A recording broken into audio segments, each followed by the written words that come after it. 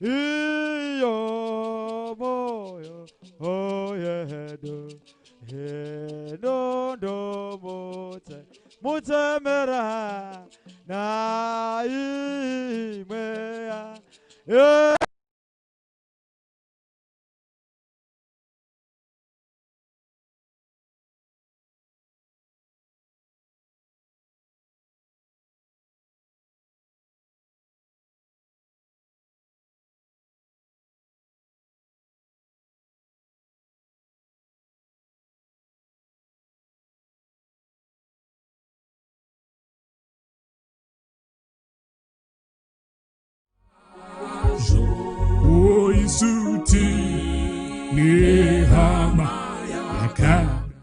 Hi everyone, we just wanted to say we are really going to miss Mbuya, and we kind of wish we were there for her last moments. We are really saddened by her untimely death. It's come as a shock and a surprise to all of us. Mbuya was really strength personified. You could tell that she was the pillar of the family. So we're going to miss her, but we're going to keep her in our memories and take her everywhere we go. Mbuya was a very important person in all our lives, and she inspired us and helped most of us in all of our journeys, and all we can do is continue to do what we do and make her proud. Hi Sekuru, hope you're doing well. I'm sorry for your loss. It also pains me too. I can't believe that she's gone, but she's in a better place now. I just wanted to declare Psalm 23 over your life, and I also pray that the Lord gives you peace at heart. I love you and I miss you so much. Dear Mbuya, our most ferocious prayer warrior, you are going to be missed. Thank you for being the person who, without fail, would always call on each and every one of your Vazukuru's birthdays. Even in moments where our own parents would forget our birthdays, sometimes your call would be the one to remind them. Thank you for helping me sew my first apron, my first fashion and fabrics apron in Form 2. It really impressed my fashion and fabrics teacher, but little did she know that you had done half of it. Thank you for showing us the art of drinking tea. Honestly, I'm not a tea lover, but I knew that every time I went to Mbuya's house, I had to have a cup of tea, be it hot or cold. We're going to miss you so much.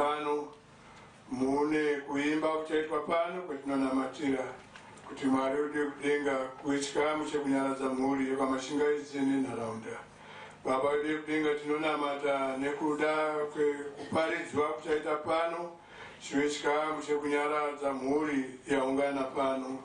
Chikamu Baba kudenga cheumbo chaitwa tinonamata Baba kudenga kutungamira kwenyu kuti chive chikamu chekunyaradzwa hama neshamwari chechi yaJesu Kristu yaungana pano, wavakidzani vaungana pano, mhuri dzine shamwari dzabva kumabasa dzapano, vakuru vechechi vapano kunyararidzana nemhuri yekwaMashingaidze. Tinonamata Ishe wedu wekudenga kutungamirira kwenyu urongwa hwese hwatinopa kunemi Mwari. Vamwe vapano, vamwe vari munzira. Tinonamata kuti vari munzira muvatungamirire, tibate pamwe simba renyu nekutungamira kwenyu. Imimi Jesu muri mubatsiri, imimi Jesu muri mutungamiriri. Tinokunamatai Mwari, tinokurumbidzai kuti rusando runo chikumbiro chedu kuti mutange nesu, mufambe nesu, muchipedza nesu rusando runo. Imimi Mambo Jesu, mweya wenyu uri pakati pedu muchitiitira zvakanaka. Tinokunamatai, tinokutendai Baba neidzi nguva dzematipa. Iwai nesu tiwo kunemi, muzita raJesu Kristu ari tenzi wedu. Amen. Baba wedu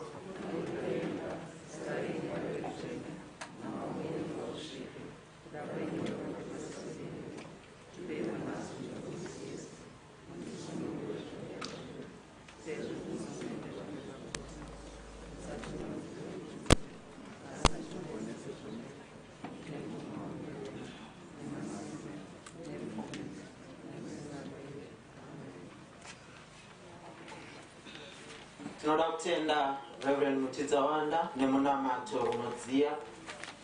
Regai panguva ino titore mukana wekukwazisa magosa edu ari pakati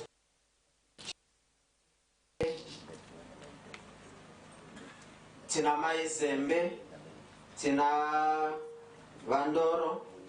Regai tifare kukwazisa magosa edu tichiti mau chibvanda kusira muchititungamirira pazviziviso. Mazvita regai nditi pamusoro iyi Salunu omukana namai pamusoro yekunemi. Pastor in charge wedu Reverend D Mutidzawanda pamusoro yekunemi. Mfundisi Mauwa pamusoro iyi. Regai nditi vafundisi vese vari pano pamusoro iyi kwemuri nana mai wedu pamusoro iyi. Muri yekwaMashingaidze, muri yekwaMauwa pamusoro iyi. Pamusoro iyi Sekuru Mashingaidze council chair wedu tinoti pamusoro iyi kwamuri. Hama neshamwari tatikuta muzuva ranhasi pamusoro iyi. Mufaro wangu kumirawo muzuva ranhasi tichipanana zviziviso nekukwazisana panguva ino. Panguva ino ndichange ndine vanondibatsira. Chekutanga regai tisiyire musandiri vatikwazisire vafundisi vedu kuzoenderera pamberi. Mfundisi Mutidzawanda over. Mazvita agosa tinoda kutenda Mwari nokudza Mwari watiitira zvakanaka. Tine vasandiri vari pakati pedu, tina mufundisi Mauwa namai simukai. Tina vamwe vafundisi vari pakati pedu, manheru. Tinoda kutenda Mwari yanesida kuti tizive nemazita. Tinoda kufara kuti pana vakudyande vari kumashure uko muuye kuno kuti kutsvagire pekugara musandiri. Uyai mugara tinavo vafundisi vari pano vatinoda kutenda Mwari. Chikamu chemhuri mufundisi Mauwa namai. Mufundisi Mauwa titezara pano aita double kick yekuti vanhu vekwaMashingaidze havatomborina chavachatombotaura. Uku kwaita mufundisi, uku kwaita tezara, saka kuombera kwega kwega. Saka toda kutenda Mwari nokudza Mwari kuti vari pakati pedu kuzowa nesu murusando runo. Ngatiudze kuti mhorese mhuri tichiti mauya. Mazvita tinoda kutenda Mwari nokudza Mwari. Mwari vatiitira zvakanaka. Takomborerwa kuva nemukuru wedu muchechi yedu yeUnited Methodist protocol yedu. It's not as easy as that to leave your office of all the circles and the busy schedules dzavanoita manheru tanga tiri tese nawo. Izvo zvizvi wangofuma wachirowa sutu kuuya pano kuti ndira kusiya everything ndiende kumhuri yekwaMashingaidze. Sekuru Mashingaidze nemhuri yenyu kashirai kunyaradzwa. Sadunu district superintendent omukana namai vari pakati pedu kuzotinyaradza kuzowa nesu kwafiwa kumhuri kwaMashingaidze. Regerai ndisiye zvese ndiende kochema nemhuri yekwaMashingaidze. Ndinozokumbira mai Mauwa mutsvagire mai Sadunu pekugara kwawagara uko kunze kwetende handizvo. Ndibatsirei kuti mai Sadunu wauye panzvimbo yavo. Kana ndinokumbira kana kuye pana baba apa handichitemaba. Kugare pana baba neofisi yenyu. Batsirei kuti tidaro. Kumbire Sadunu namai wasimuke tivagashire mai Sadunu muchifamba kuuya nhasi ndiri kukupai pana baba apa hazvirambidzwi muchechi kuti mugare nababa ngekuti muri ofisi imwe. Right. Ngatisimudze maoko kuti mhorese Sadunu namai tichiti mauya. Pari kufamba mai kuuya pana Sadunu apa. Thank you very much. Ndofunga Mwari wandocreate office achionga wandogara wega. Wasiya nyama imwe iri kwayo yega. Zvino Mwari wacreate ipopa kuti. Thank you very much. Gara henyu pasiri. Gara ndisire nguva kuna leader wedu ndaenda kuti kuna liturgist wedu ndakanga ndoti kwendapiwa ngepi. Mazvita mufundisi Mazvita endai tinoenderera pamberi nekuzivana. Panguva ino ndichasimudza mhuri yeUnited Methodist Church. Pano tine Greendale United Methodist Church, ndiyo yanga iri kupinda Mbuya, ndiyo inopinda sekuru. Tine mhuri yeChisipiti United Methodist, zvekare tine mhuri yeNew Highfield United Methodist, kunova kuriko kunopinda mufundisi Mauwa. Ndichakumbira musimuke Mazvita.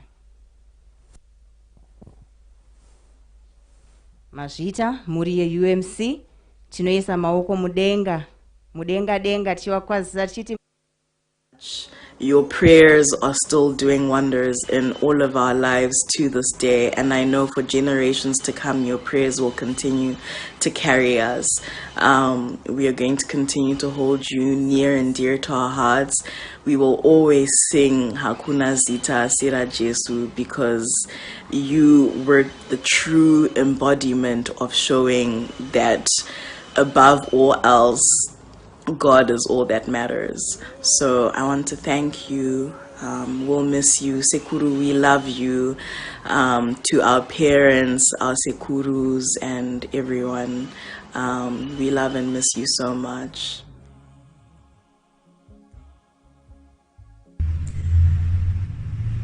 Mbuya was ngatichiti mauya Mazvita, garai yenyu pasi. Panguva ino tine mhuri yekwaMashingaidze nemhuri yekwaMauwa, asi ndanga ndiri kupiwa gwara nemhuri zvichinzi sekuru Godfrey Mashingaidze. Tokumbirawo kuti muuye mutibatsire tichingamidze vemhuri. Mazvita, tinokusiyirai nguva.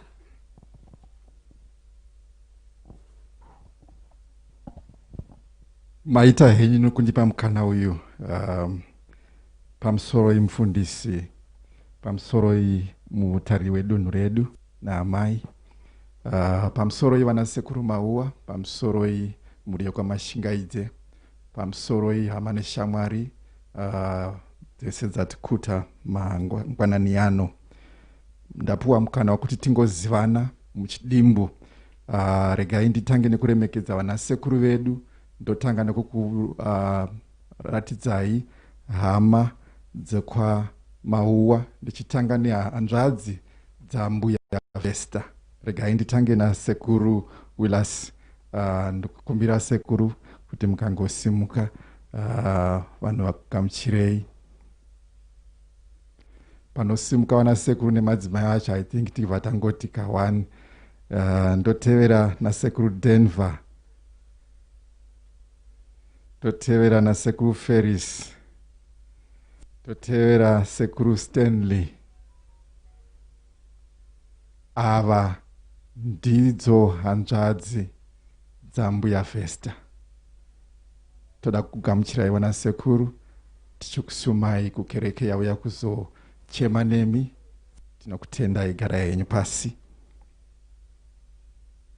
Tine vana Mbuya, tingati nimungazondibatsira vana sekuru kana varimo mukati vekwaMauwa, kana varipo vasimuke,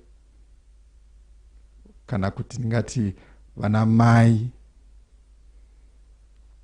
vanobereka Mbuya Vesta vakamirira avo. Toda kukugamuchirai tichiti tine urombo.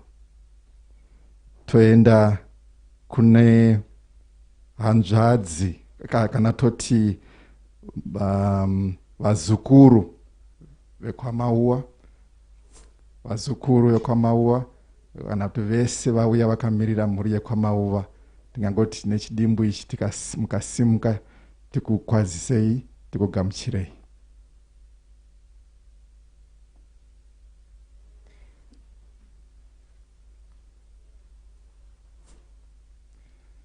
Tinokugamuchirai, tichikusumai kukereke, tichiti nematambudziko. Regai ndimhanye kumhuri yekwaMashingaidze. Vana sekuru muzondibatsirawo kana pane patinenge tasiya vanoda kusumiwa. Vana mai Oh, sorry, vana mainini, the sisters. The golden girls, I'm being informed. Oh. Yes. Yes. Ava ndo ma golden girls ndidzo tingati vaning'ina ne vakoma va Mbuya Vesta nokugamuchirai vana amai tichiti nematambudziko.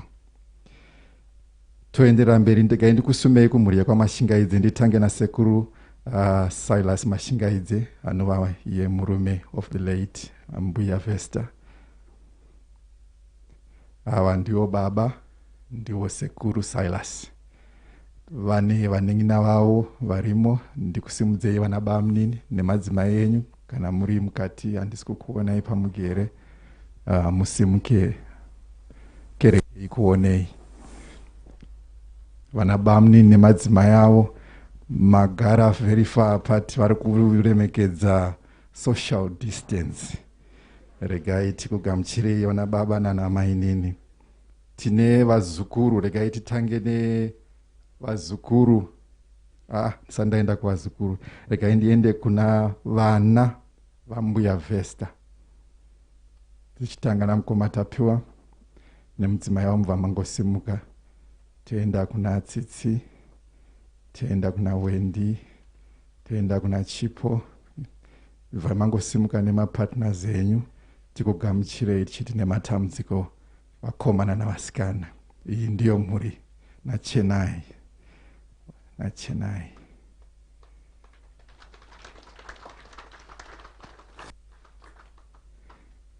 Regai tiende kuvazukuru vanova vana veavava. Ngavasimuke vazukuru vaMbuya Vesta. Vazukuru vaMbuya Vesta avo tinokugamuchirai. Toenda kune the great grandchildren. Are they here? Unfortunately, they couldn't make it. Toenda kune vazukuru vekwaMashingaidze. Pamuri simukai tikugamuchirei.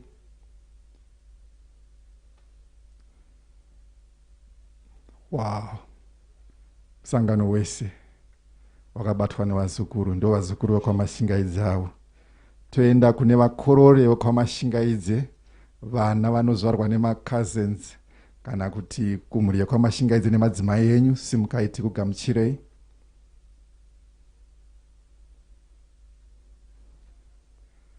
Yes, tinokutendai. Tingati yes. Vakunda vacho. Oh yes, paita chimanyika chakadzama. Vakunda vevandasimudza, simukai tikugamuchirei. Tinokugamuchirai vanate nematambudziko. Tipane wandasiya.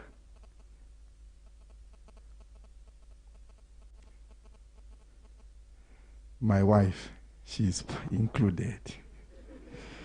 Tinoti mazvita henyu, tinokudzorerai nguva maita. Mazvita tinovaomberera vachigara pasi. Mazvita waMashingaidze nekuti kwazisira mhuri yekwaMashingaidze nemhuri yekwamauwa. Hama neshamwari tinewe wakidzani waigara naMbuya Mashingaidze. Tokumbirawo kuti musimuke. Wakidzani, my neighbors. Mazvita tinoisa maoko mudenga chikwazisa wakidzani tichiti mauya vaiswera naMbuya. Panguva ino ndanga ndiri kuziviswa kuti tine kuda kuremekedza acknowledge Permanent Secretary of Ministry of ICT, Postal and Courier Services, Dr. Engineer Kundishora. Vanoshanda namai Mutasa. Taikumbirawo muzosimuka. Mazvita vakagara kumashure kune vasiri kuvaona. Tinoisa maoko mudenga tichivakwazisa tichiti mauya mazvita. Ndinodaira munhu wese achingamidzwa, munhu wese akuita feel at home kuti tienderere pamberi neprogram yekuperekedza mbuya vedu. Tisati tagara pasi toda kungozivisana kuti ma-ablutions edu, ma-restrooms ari kumashure akanyorwa zvakanakisa enyaradzo. Taikumbira tizomabata mune zvakanaka.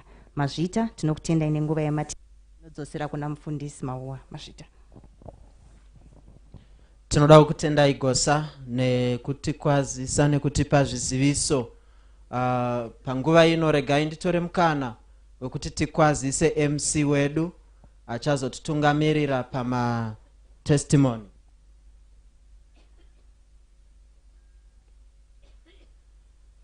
MC wedu mkomano. Thank you. Tivakwazise tichiti mau. Mazvita, ndisati ndava panguva regai zvekare nditore mukana wekuti tichingamidze kwaya yedu masimba edenga. Chakumbira musimuke mumboti de, muri kuti de, regai tivakwazise vasati vati de, mozoti de muchisira nguva kuna MC wedu. Tivakwazise tichiti mau.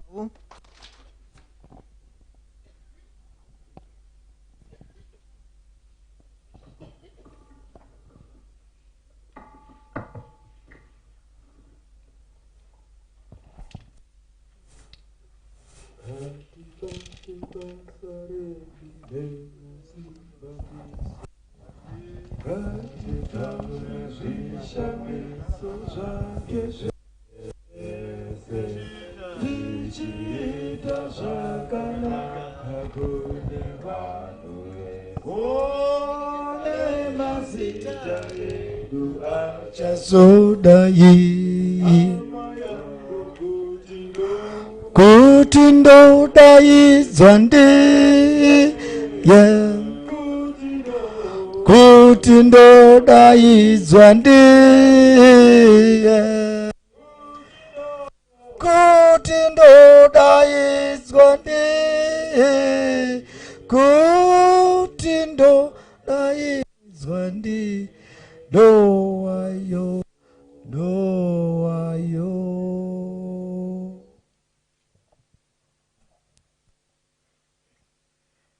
Na na na na na na na na na na na na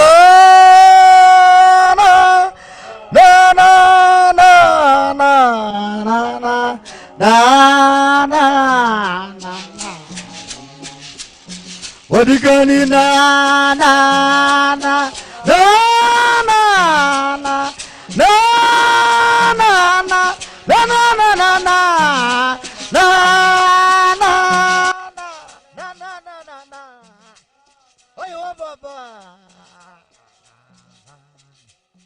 Isutino sangana kule Deru para Jesu Nekute takuna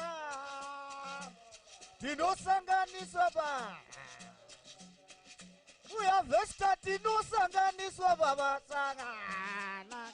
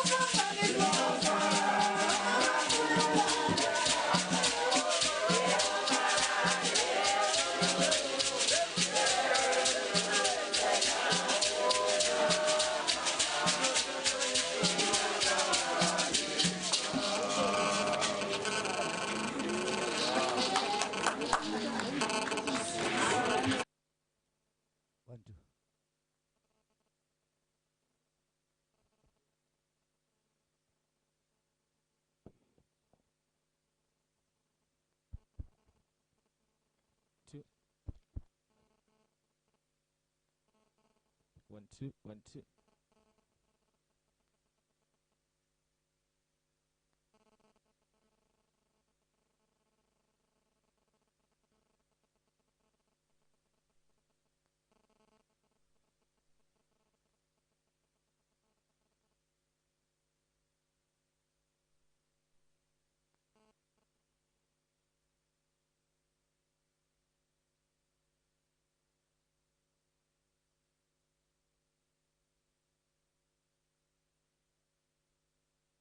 Ngwanani ano munguwa yatiri kusangana mukupedzesa ndekuperekedza mai vedu asi ndauya pano kuti ndisimudze nyaya yemaspeeches maspeechi nhoroondo nekurarama kwatakaita nambuya pakati pedu. Saka ndichakupai vanhu vari kutaura. Tichatanga namukoma vari mwana wamai, mukoma son, mukoma tapiwa ndo vachaya vachitaura. Tobva tazoenda pana baba Chihwa sekuru Willis Maua ndo vachazotaura. Ndichikumbira mai vedu kumuriro kwaMujoma vachigadzirira zvekare kuzotaura. Kana mai vachinge vapedza ndozosvika pamuzukuru, then child achazoya achitaura. Muzukuru achipedza ndobva ndazoyambukira kuenda kuna mai Denver Maua, mai Nini, mai James Mashingaidze vachataurawo zvekare, nambuya Chibvuri vari neighbor. Tozopa sister Tete Nyanyiwa. Ndiri kufanotaura kuti mugadzirira handitika zveni muzukuru tina Joina Jakachira vachazotaura. Ndozoya vanasikana kozoya baba Isaac. Vanasikana pavachazouya vanezenge vachizoya nasekuru vedu vari baba Silas Mashingaidze vachiya kuzotaura. Toda kuzogadzirira kuti vekereke mbuya Makoni vachataura vakamira RRW. Then tina mbuya Mpunga vachataura vakamirira kereke yedu yepaGreendale UMC. Ndoda kuchingamidza zvekare nekuacknowledge mai vedu vanga vane boka ravo club inonzi Zivanai Club. Muripo here veZivanai? Varipo vakasimudza maoko. Ngativakwase titi mau tinogamuchira nevanhu vose tinokugamuchirai mangwanani ano. Regai pamukana uno ndikoke ndipe mukana vaimbi vedu vachimba rwiyo rumwe chete muri kupfupisa muri kwamuri ikoko, tichikumbira mwana vachiya kuzotaura mukoma Takuwa Mashingaidze vachigadzirira.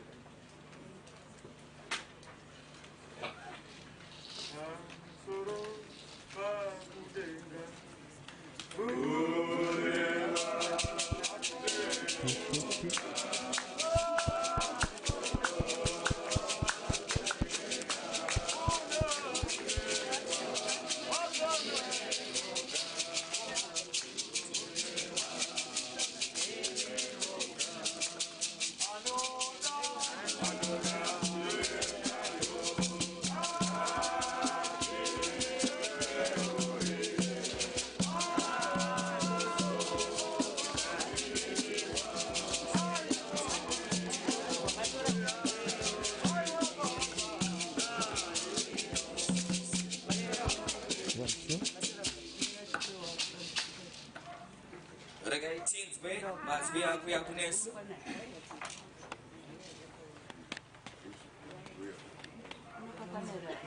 Mazvida henyu mazvida pamusoro yevafundisi, pamusoro yevanasekuru nevana babamukuru mwese mwati puta kuzocelebrata upenyu hwaMbuya Mashingaidze. Tinonzwa kudzirwa chaizvo nekuuya kwemwakwanisa kuita. I know mazuva ano kune zvirikupisa zveCovid nekuti marisks aripo kana taungana kudai. Asi ndine zvinhu zviviri kandi ndine two parts yezvandinoda kuti ndingo share nemi zvandinoda kutaura. Chekutanga kufa kwakaita mai. I think zvakativhundutsa vazhinji ndezvokuti hapana kumboita history yekurwara kwamai, and of course rufu rwakadaro ndo rwanyanya kuvhundutsa ngekuti hazvina mai vanga vari munhu akagwinya chaizvo, healthy although elderly lady, zvekuti tanga tisi kunyanya kufungidzira kuti nguva yavo yanga yatokwana. Asi takazongoshama tonzwa baba voti danawo isusu tinogara muEast just maybe 5 minutes drive away from here. Saka zvanetsa panapa baba vanongokurumidza kubata isusu takatanga kusvika naivo maitsitsi ava taanzwa kuti baba vaona kuti mai havasi kuchafema zviri normal, vanga vakutaridza kuti vari padistress.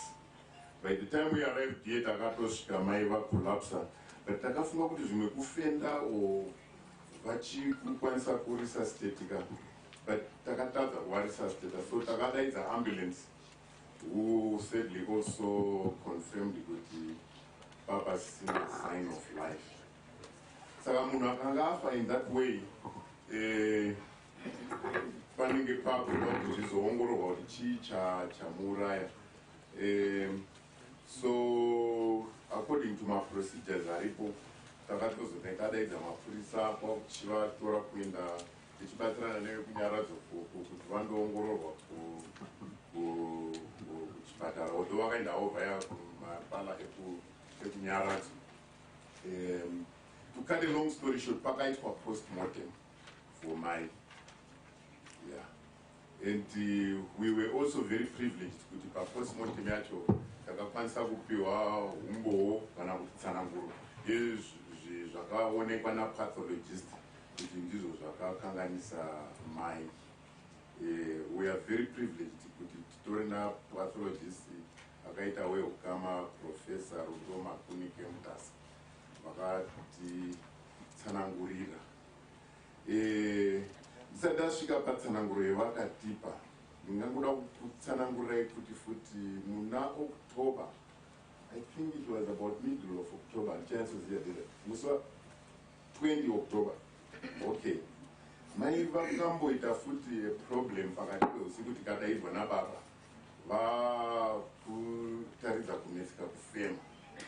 Tikafunga kuti zvimwe vaita a respiratory infection kana kuti effect takutosvika kuti zvimwe ndiyo covid yeye yazovabata. Saka takamhanya nawo kuchipatara that day musi wa20th of October, vakandooneka kuBaines Intercare, vakatestwa covid, vakaoneka kuti vanga vasina covid, almost automatically mazuvano munhu akanga angoadmitwa under those conditions vanoinsista kuti paitwe covid test. Saka covid test yaitwa vaoneka kuti it's negative. Vakaexaminwa nemadokta vanga varipo kuIntercare ikoko, vakazofungidzira kuti zvimwe vanga vaita a form of asthmatic attack. Saka vakaiswa paregime yekutreatwa for that acute asthmatic respiratory asthmatic attack. I think no description yakapiwa at that time. Fortunately at that time zvakaita kunga zvabatsira, tikatofunga kuti zvavarapwa kudai zvimwe nyaya yapera, because she actually improved. Vakatorikava zvikatopera until this weekend. Even pa weekend yacho ipapa musi weSunday vana Chipo naOliver vanga vari panapa vachitodya navo lunch, vakazotobva manheru mbuya vachivabikira, talking normally. I think vamwe vakakwanisa kutaura navana sekuru handidi vakatotaura pafoni completely normal. There was no indication yekuti there was any problem iri kudevelop pa-health yamai. So unfortunately late that night baba vakazoshama vakuona mbuya pakumuka wavamboenda kutoilet vakutaridza extreme distress pakufemero. Anyway, after the postmortem yakaitwa nezuro, takatsanangurirwa naProfessor Rudo Makunike kuti vakaona kuti mai mwoyo wavo wanga uri very enlarged, watokura zvakatovavhundutsawo kuti mwoyo unozvimba kusvika pasaizi yakadaro. Icondition inozikanwa kuti inogona kudevelopawo mumwamwano, and it not develop over a period of time. Saka mai vakaita a progressive enlargement of the heart over a period hatichazivi kuti zvinenge zvakatanga rini. Unfortunately hapana kukwanisika kuitika kana kuti kuoneka chimwe chinhu chakataridza kuti ndiyo condition iri kudevelopa pavari, other than distress yakaitika muna October yeyi. And pathologist anotsanangura yachiti kana zvika zvadaro pamwoyo wemunhu zvinokanganisa kumira kwemalangi zvekuti periodically nguva nenguva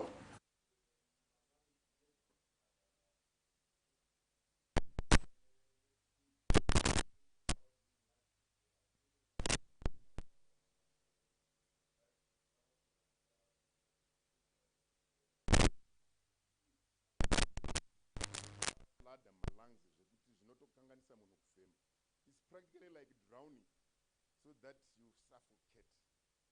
Inonzi pulmonary edema. So our mother suffer from a condition of pulmonary edema.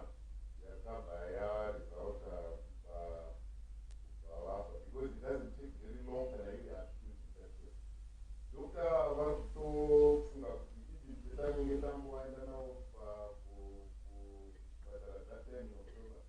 That was actually the problem. Unfortunately, I know once I diagnosed correct at that time. So that, unfortunately, how we are died.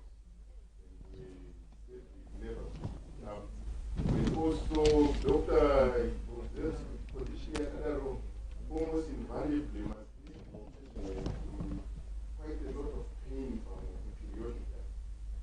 Zvinoreva izvo kuti Mbuya from time to time vaizwakubatwa nawo but vaizvishimbisa. Mbuya vanga vaine philosophy ingangoiti chiko old school here kana kuti chii yekuti mukadzi anofanira kuzvishingisa, anofanira kumuka eli achishanda zvine simba, obikira vanhu sekuru kana wasi kunzwa zvakanaka haini chero musoro wangu usi kunyatsotora aregai ndimhanye ndite sei.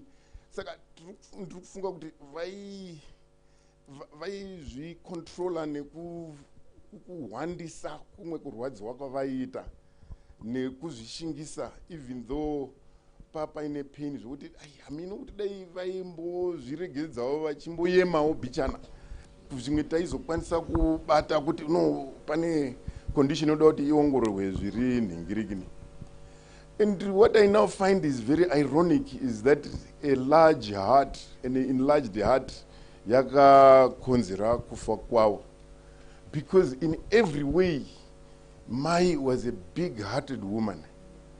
She had such a loving, caring, and preoccupied interest in other people, especially in other people's welfare, reflected in how she would treat you. I think all of us who knew her, sometimes you would wonder, you would come here and say Saturday, and tondo na mai, kuona mai wenda kupi, iwo namba bao, kunza hawapo, kuwenda kupi food, and zvaenda kurufu one.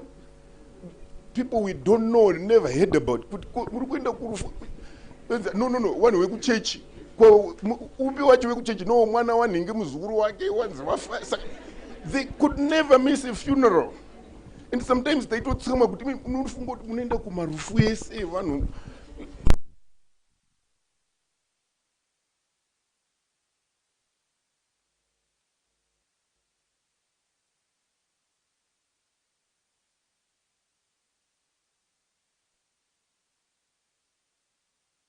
Various people kubvira kuchechi ikoko nehama. I cannot imagine anybody else anokwanisa kuita an encyclopedic memory yangaina mai for hama. And one of the biggest regrets now I have, now that she is late, is we had the project that would have been a record a family tree, a family history, who is who. Because one of the concerns that Inazuma is one.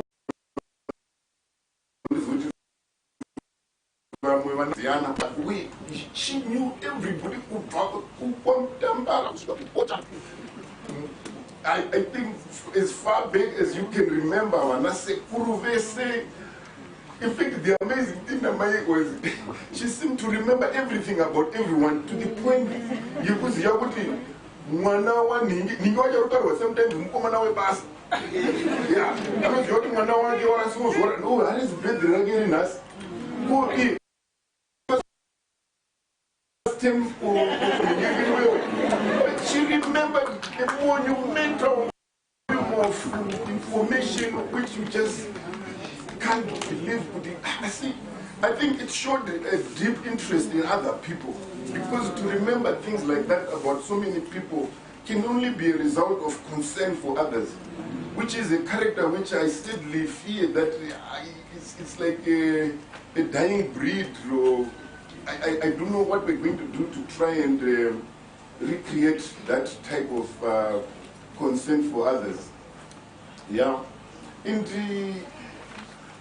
you know, it's Mukawaya Panapa, at any time, Mbuya would be extremely bothered. You have arrived at her house and you have to eat something or drink something. Or if neither of those things will do, you have to take away something.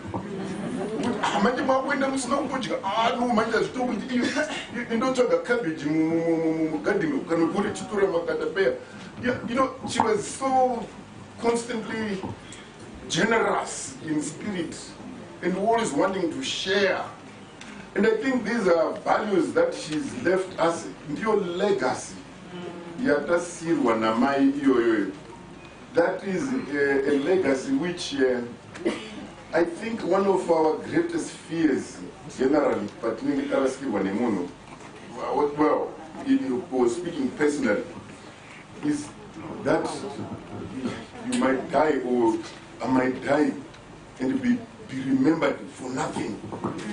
But we can't be remembered. But for Mai, you cannot say that. She leaves a distinguished record of service to others, to her family, to her extended family, to humanity, to the church. And this is a legacy which I think I respect and greatly value over anything else, or any other heritage we can ever hope for. Because Mai was a giant in many ways, which I hope she's inspired us. I mean, she brought us to have my values. You know, she believed unofanira kumuka eli woshitanda zvinesimba kuerenga mabhuku woenda kuchikoro and voita, which is contrary to what is often believed by many young people these days. You meet people who tell you kuti wakapedza chikoro unoita chinhu ndakagara kumba, but what a degree is kuenda usikuaplaya basa kwakati hapana wandinoziva ba ikoko. There's a belief that unless you know somebody somewhere, it's hopeless, which is very unfortunate. When I might believe if you are good and you are meritorious as a result of your own diligence, you will be recognized and you will succeed. And that's what we grew up believing. And we hope this is a culture and a belief system which we can find a way to sustain and to carry on with, so that we can also bring a new generation of people who have got a positive view of humanity, who also love to interact with others, who reach out and show concern. Not my daughters to just have Hama Zepa Fest. It's good to physically meet and to also interact in a way, because I tell you, it's such a valuable thing, you know, and that is what I think makes the world a better place, isn't it? I hope we can agree with Mbuya. Really left us all as better people, and she left this world a better place for what she did, because she had such a big heart. Unfortunately, the big heart maybe got too big for her, and it wasn't to carry on for much longer than.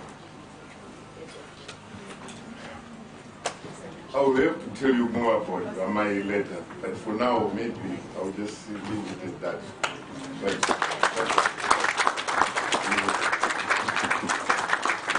Tinotenda mukopatapiwa nekutaura zvakanaka. Somebody say legacy. Itai legacy. Hanzi namukoma ucharangarirwa nei. Vamwe are going to be remembered for nothing, but Mbuya wakasiya a legacy. Amen. regai pamukana unoyu ndichikoka sekuru Mauwa vauye kuzotaura chiwa uyai kutore mukana ndikupe nguva baba.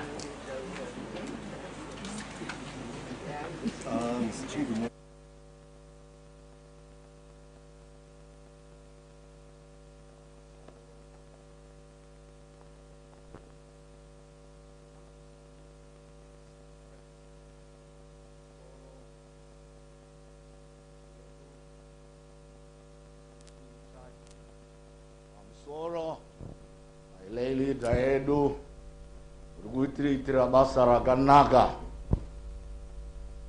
pamusoro mhuri yaMwari yauye kuperekedze hanzvadzi yangu.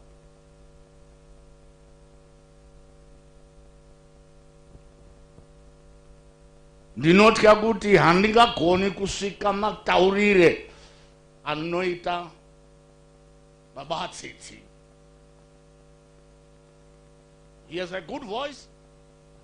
He has got good points. He's very realistic. I'm going to beat about the bush. And I'm going to avoid talk like he has done. He did in the paper.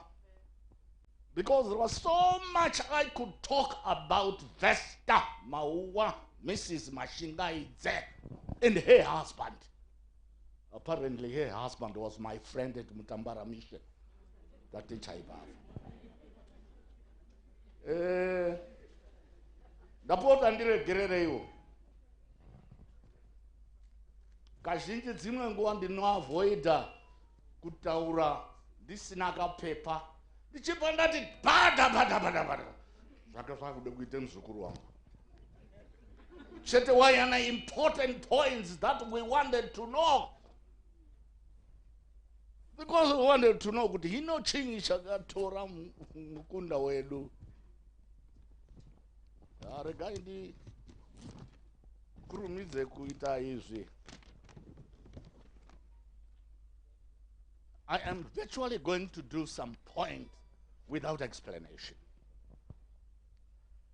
Vekwa Mauwa pay tribute to Silas Mashingaidze nemhuri yake for making our daughter a great woman.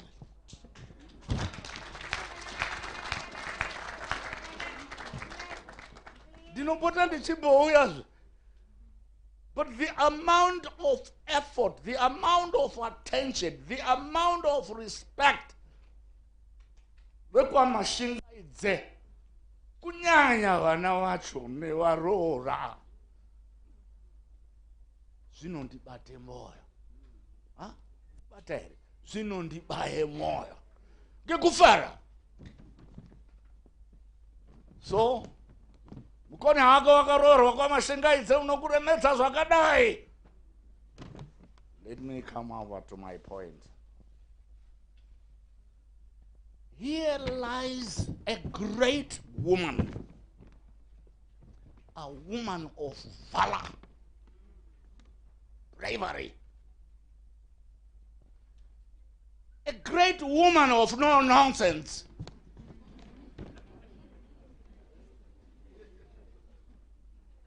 A great woman of great inspiration. Lots of people who have copied good things from her.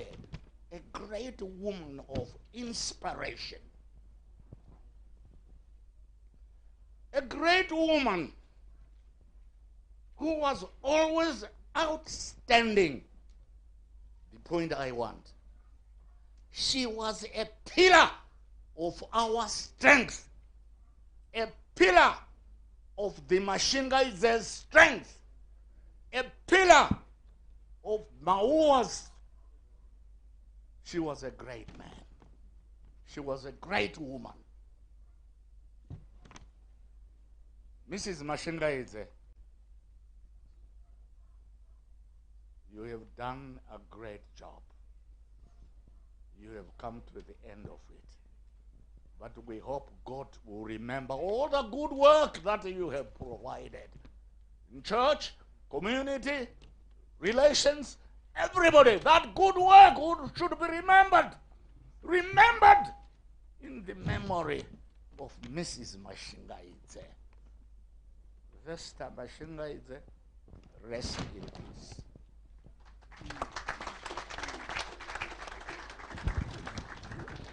Thank you so much, Sekuru, for a profound speech. Yanga yakadzama chaizvo. Mwari vatitire zvakanaka.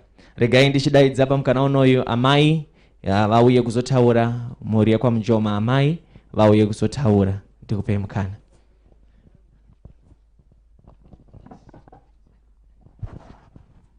Amai vachiuya kuzotaura, vari kuyaimba izvenyu one stanza.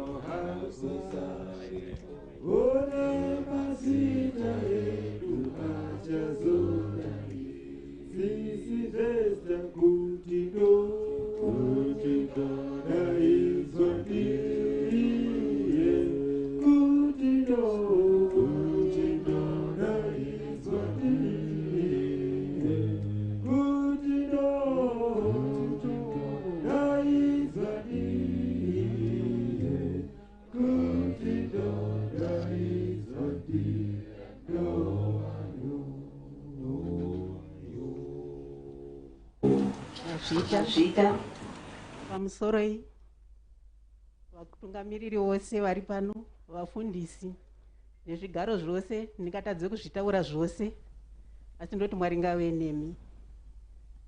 Ndakamira pano ndinganga amai vadiki, maone varume asimuka panapa nevazukuru asimuka panapa, kuti vamwe vacho vahombe kwendiri, asi mai ndimai. Ndakamira pano ndakamirire mhuri yekwamunjoma. Dai zvinhu zvaitika kwaMutambara kumangozwa kwakabvira Vesta, mungadai maona kuti mese muri panapa mungadai muri vashoma pananhu yekwamunjoma. Vesta mwana wataidada naye, ende ndafara kuti zvese zviri kutaurwa zvabva kune madzisekuru. Vesta vaida madzisekuru ake stereki. Isu takazvarwa sekuru wedu angaina vakadzi 5, vakadzi 5 kubaita vana 37. Pavana 37 hamaiziva kuti uyu ndewamai vapi, uyu ndewamai vapi. Ende chimwe chandafarira ngechekuti Vesta kuti azosarudze kuita ticha, wakaona kuti 3/4 yemababa vedu maticha. Wakazoona kuti upenyu uri kurara mwana nasekuru, upenyu hunoyemurika.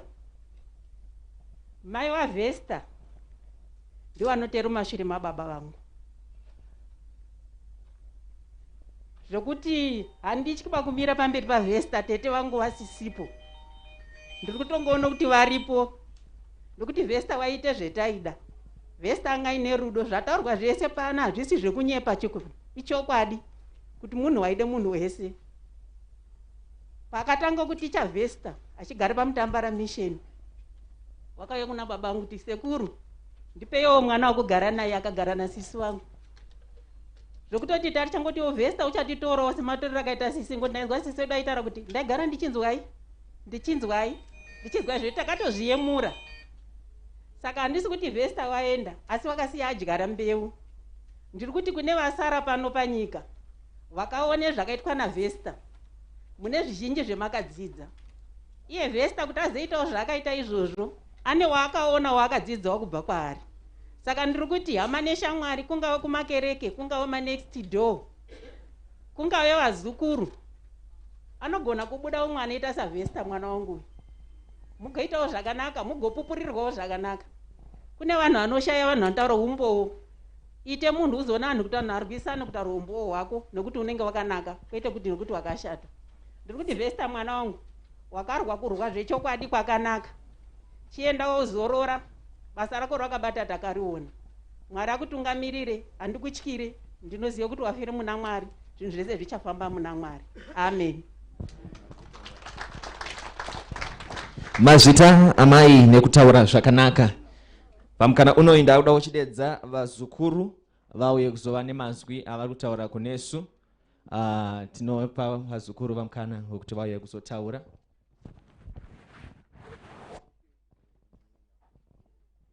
Thank you. Pamsoroi, Anasekuru, Anambuya, family at large. Can I just say, first of all, I'm not used to speaking first. I'm not the oldest Muzukuru, and there's quite a few of us missing. And bear with us. Bear with us. First of all, Sekuru, you're still part of our speech. And also, you are just as spicy as your mom. Or, I don't know if you're trying to compete, but we what we call shade, we caught the shade. Yeah.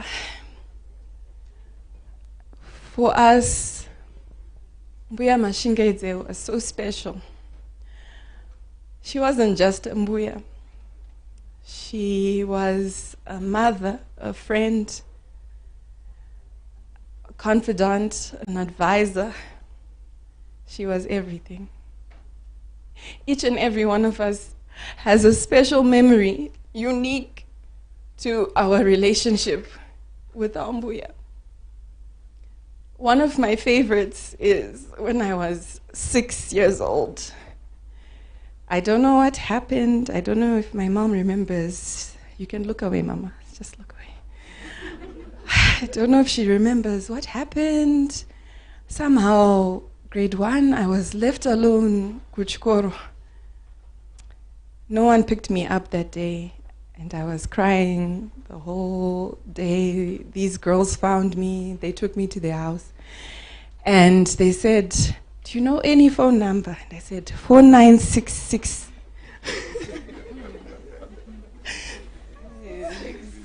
34. That's Mbuya. She answered. Mbuya walked from 23 Chaplin, Greendale, to Admiral Tate in Eastleigh to come and get her Mzukuru. And I don't know if she called Mama and she shouted at you and said, "Masia Mzukuru." Mama rushed and Mbuya was shouting, "Yeah, Masia Mzukuru wangu," you know, Mbuya. Ante. That was Mbuya. She would walk anywhere. Anywhere. For any one of us. Any one of us. She loved each and every one of us individually. I'm going to hand over to next in line. Mbuya, okay.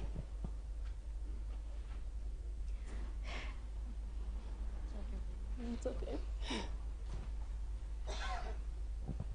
Mbuya taught us the value of praying.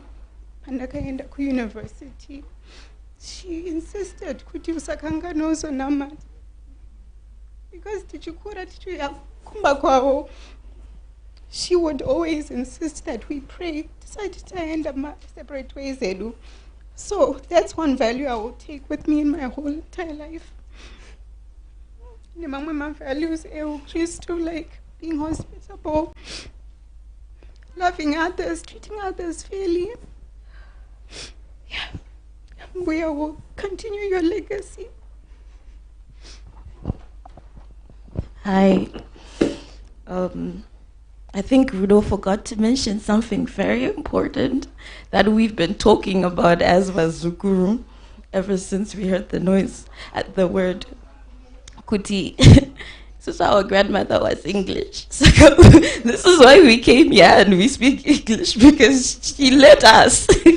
So yeah, but for me, my favorite memory of Mbuya, it's a very small, subtle one. After Mbuya Vakadona in 2015 and she broke her hip, she had to get surgery and a rod installed. So we were always very cautious about Mbuya, Mbuya, you know. So now fast forward, I think 2018, we're coming back from Mbuya Lista's wedding, which was, I think, in Mutare. and we're in Dedi's car, and we're all trying to sit Jakanaka. It's Mama, Mbuya, Fadzi, and I. But Mbuya says to me, Sasita, wakaka Jakanaka here. She had the broken hip. She had the rod in her leg. But she thought about my comfort. If I was okay, but I'm like, Mbuya, no. We're the ones who are supposed to worry about you, not you worrying about us. I'm young. I've got all my bones, you know. So it just shows, like what Dedi was saying, how much of a big heart she had, that even when she was uncomfortable, she was willing to put herself, she was willing to go the extra mile for us.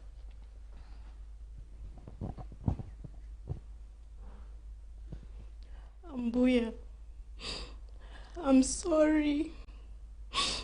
I'm sorry we took you for granted. I'm sorry we didn't call you every day to tell you how much we loved and appreciated you. I'm sorry we didn't make it in time to say goodbye. I'm sorry we're not strong to keep it together.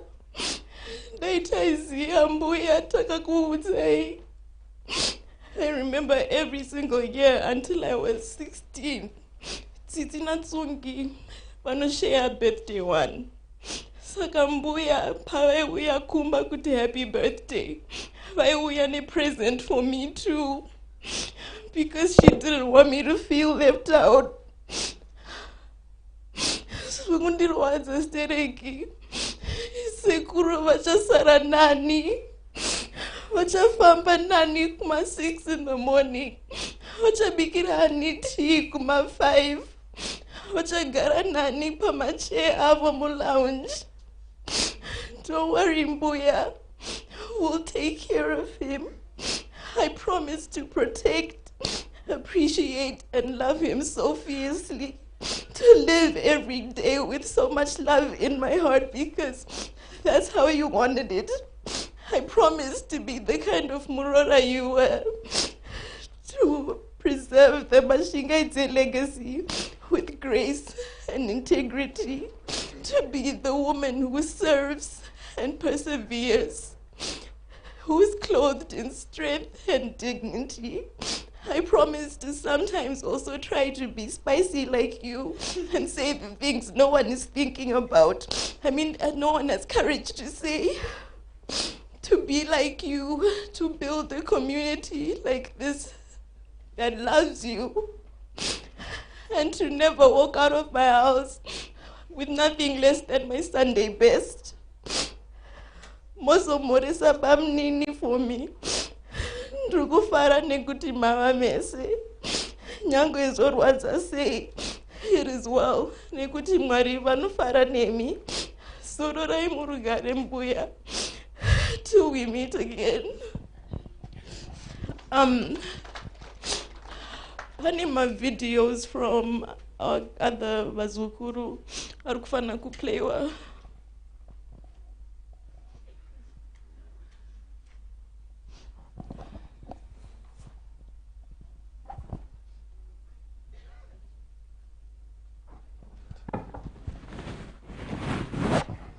tichashifta focus yedu tichenda ku TV huku pane ma videos evamwe vazukuru vatumira ma messages avo zviri kugadzirika.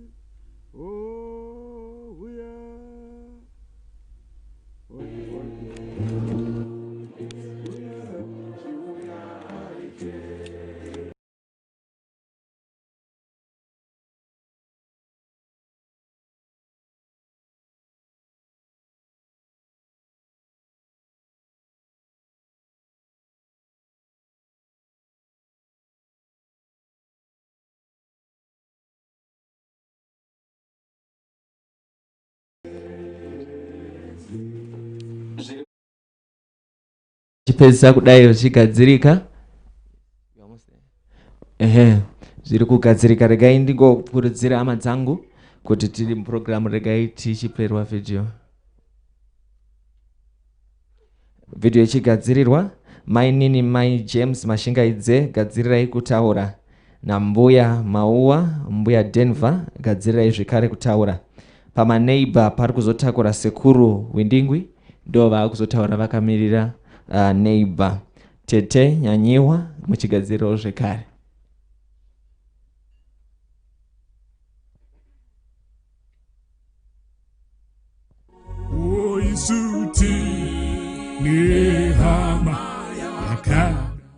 Hi everyone, we just wanted to say we are really going to miss Mbuya, and we kind of wish we were there for her last moments. We are really saddened by her untimely death. It's come as a shock and a surprise to all of us. Mbuya was really strength personified. You could tell that she was the pillar of the family. So we're going to miss her, but we're going to keep her in our memories and take her everywhere we go. Mbuya was a very important person in all our lives, and she inspired us and helped most of us in all of our journeys, and all we can do is continue to do what we do and make her proud. Hi Sekuru, hope you're doing well. I'm sorry for your loss. It also pains me too. I can't believe that she's gone, but she's in a better place now. I just wanted to declare Psalm 23 over your life, and I also pray that the Lord... Untimely death has come as... Hi everyone, we just wanted to say we are really going to miss Mbuya, and we kind of wish we were there for her last moments. We are really saddened by her untimely death. It's come as a shock and a surprise to all of us. Mbuya was really strength personified. You could tell that she was the pillar of the family. So we're going to miss her, but we're going to keep her in our memories and take her everywhere we go. Mbuya was a very important person in all our lives, and she inspired us and helped most of us in all of our journeys, and all we can do is continue to do what we do and make her proud. Hi Sekuru, hope you're doing well. I'm sorry for your loss. It also pains me too. I can't believe that she's gone, but she's in a better place now. I just wanted to declare Psalm 23 over your life, and I also pray that the Lord gives you peace at heart. I love you and I miss you so much. Dear Mbuya, our most ferocious prayer warrior, you are going to be missed. Thank you for being the person who, without fail, would always call on each and every one of your Vazukuru's birthdays. Even in moments where our own parents would forget our birthdays, sometimes your call would be the one to remind them. Thank you for helping me sew my first apron, my first fashion and fabrics apron in Form 2. It really impressed my fashion and fabrics teacher, but little did she know that you had done half of it. Thank you for showing us the art of drinking tea. Honestly, I'm not a tea lover, but I knew that every time I went to Mbuya's house, I had to have a cup of tea, be it hot or cold. We're going to miss you so much. Your prayers are still doing wonders in all of our lives to this day, and I know for generations to come your prayers will continue to carry us. We are going to continue to hold you near and dear to our hearts. We will always sing Hakuna Zita Sira Jesu, because you were the true embodiment of showing that above all else, God is all that matters. So I want to thank you. We'll miss you. Sekuru, we love you.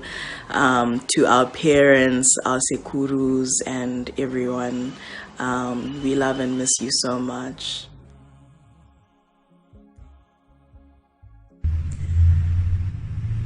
Mbuya was a strong tower. She was light. She was forever busy. She just would not sit down. She was an incredibly loving, incredibly generous woman, and she's going to be missed dearly.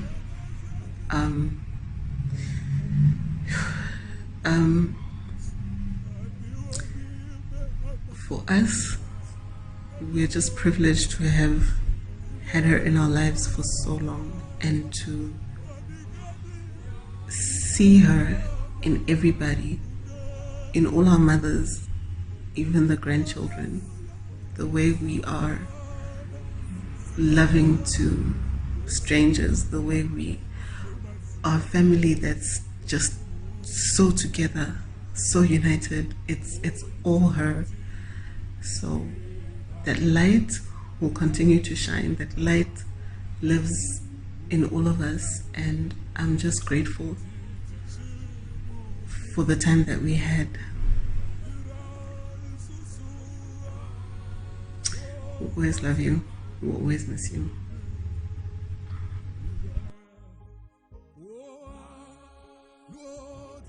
Mbuya was loving, and she made everyone and anyone who she came across feel loved. I'm really going to miss coming to Greendale and seeing Mbuya come out and greet you. Instantly you would feel welcome, loved, like you really belonged. Like, yeah, I'm right at home. I'm really going to miss that. But I also take solace in the fact that Mbuya left a piece of herself within each of her children. And, I think of my mom as well. The way she's raised me, her love, it's all down to the way she was raised by Mbuya, And I'm forever grateful for that she had someone like that, And I'm just also so grateful that Mbuya lived such a blessed life. She got to see her grandchildren, her great-grandchildren grow up, be successful. But most importantly, all her children were successful, and it was all down to her and, of course, Sekuru in the way that they raised them. So, for Mbuya, we will miss you, we love you, but thank you for giving us such amazing parents that even up to today we can truly reminisce with them about how truly amazing you are. Thank you. Hi everyone. We are shocked, we are heartbroken, but we are thankful for having lived with an amazing role model, a true living legend that our beloved Mbuya was. Sekuru, we send you hugs, we send you love, we send you support and prayers. We just thank you and Mbuya for everything that you've taught us, everything you've given us. Mbuya's legacy lives on through every single one of us, and we will, as much as we will miss Mbuya, we celebrate her life and we thank her for teaching us and loving us in the manner that she did. Say love you. Take care. To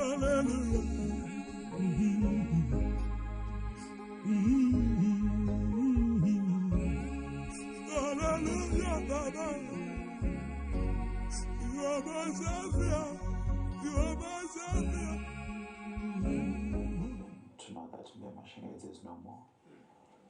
At the same time, we are grateful for what Mbuya Mashingaidze has done. The teachings that she instilled in our lives, especially my marriage. We will always remember you, Mbuya Mashingaidze, for the 3 P's that you taught us. Pray, plan, and play together. And thank you so much, Mbuya, for your love, for checking up on us here in Canada more often. We'll always miss you, and may your soul rest in peace till we meet again.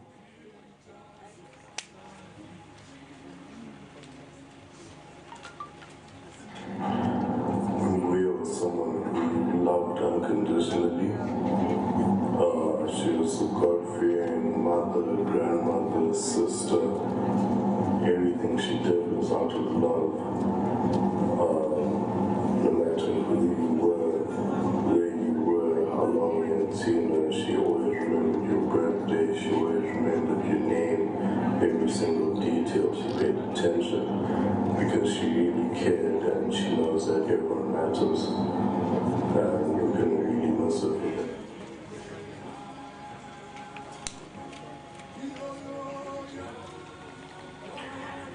Hello everyone. First of all, I'd like to say Nematambudziko Mbuya. Unfortunately, we couldn't make it in time for the funeral proceedings, but my family and I really want to just send out our love and our prayers to the whole family. Mbuya was a great woman, a phenomenal woman. She had such love and such compassion for people. And above all, I'll never forget all that she has taught me. From baking, from cooking, even life lessons that are so critical as we were growing up. We are so grateful to have spent that much time with her. And my kids are blessed to have seen their great-grandmom. So we celebrate this woman who has had such an impact on our lives. And I'm thankful to the Lord that we had the opportunity to be with her. Her legacy will live on in all of us, in all her grandchildren, her great-grandchildren, her children. Above all, we just thank the Lord that she's in a better place because she died in Christ.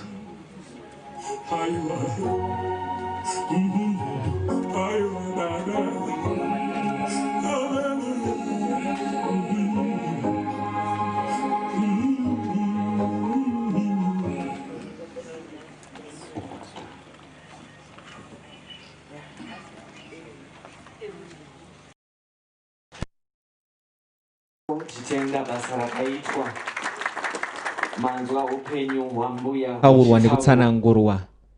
Regedzai ndikumbire munhu wese umbotaura mazwi kuti a great woman. Indeed she was a great woman. Anditika iko zvinezvi vandaa kuda kuchidedza kuuya kuzotaura, regai ndingokugaidhai pazvinhu zviviri. Chekutanga, mukanga mangosvika munotanga nekuti all protocols observed. Munotanga nekuti all protocols observed, kutaura kuti matoita pamusoro wevanhu wese. Chechipiri, anenge aimba haachataura. Tanzwanana mazvita. Regai nditange nambuya vedu, mama vedu Mai James Mashingaidze. Vachinge vapedza ndovanodedza Mai Denver.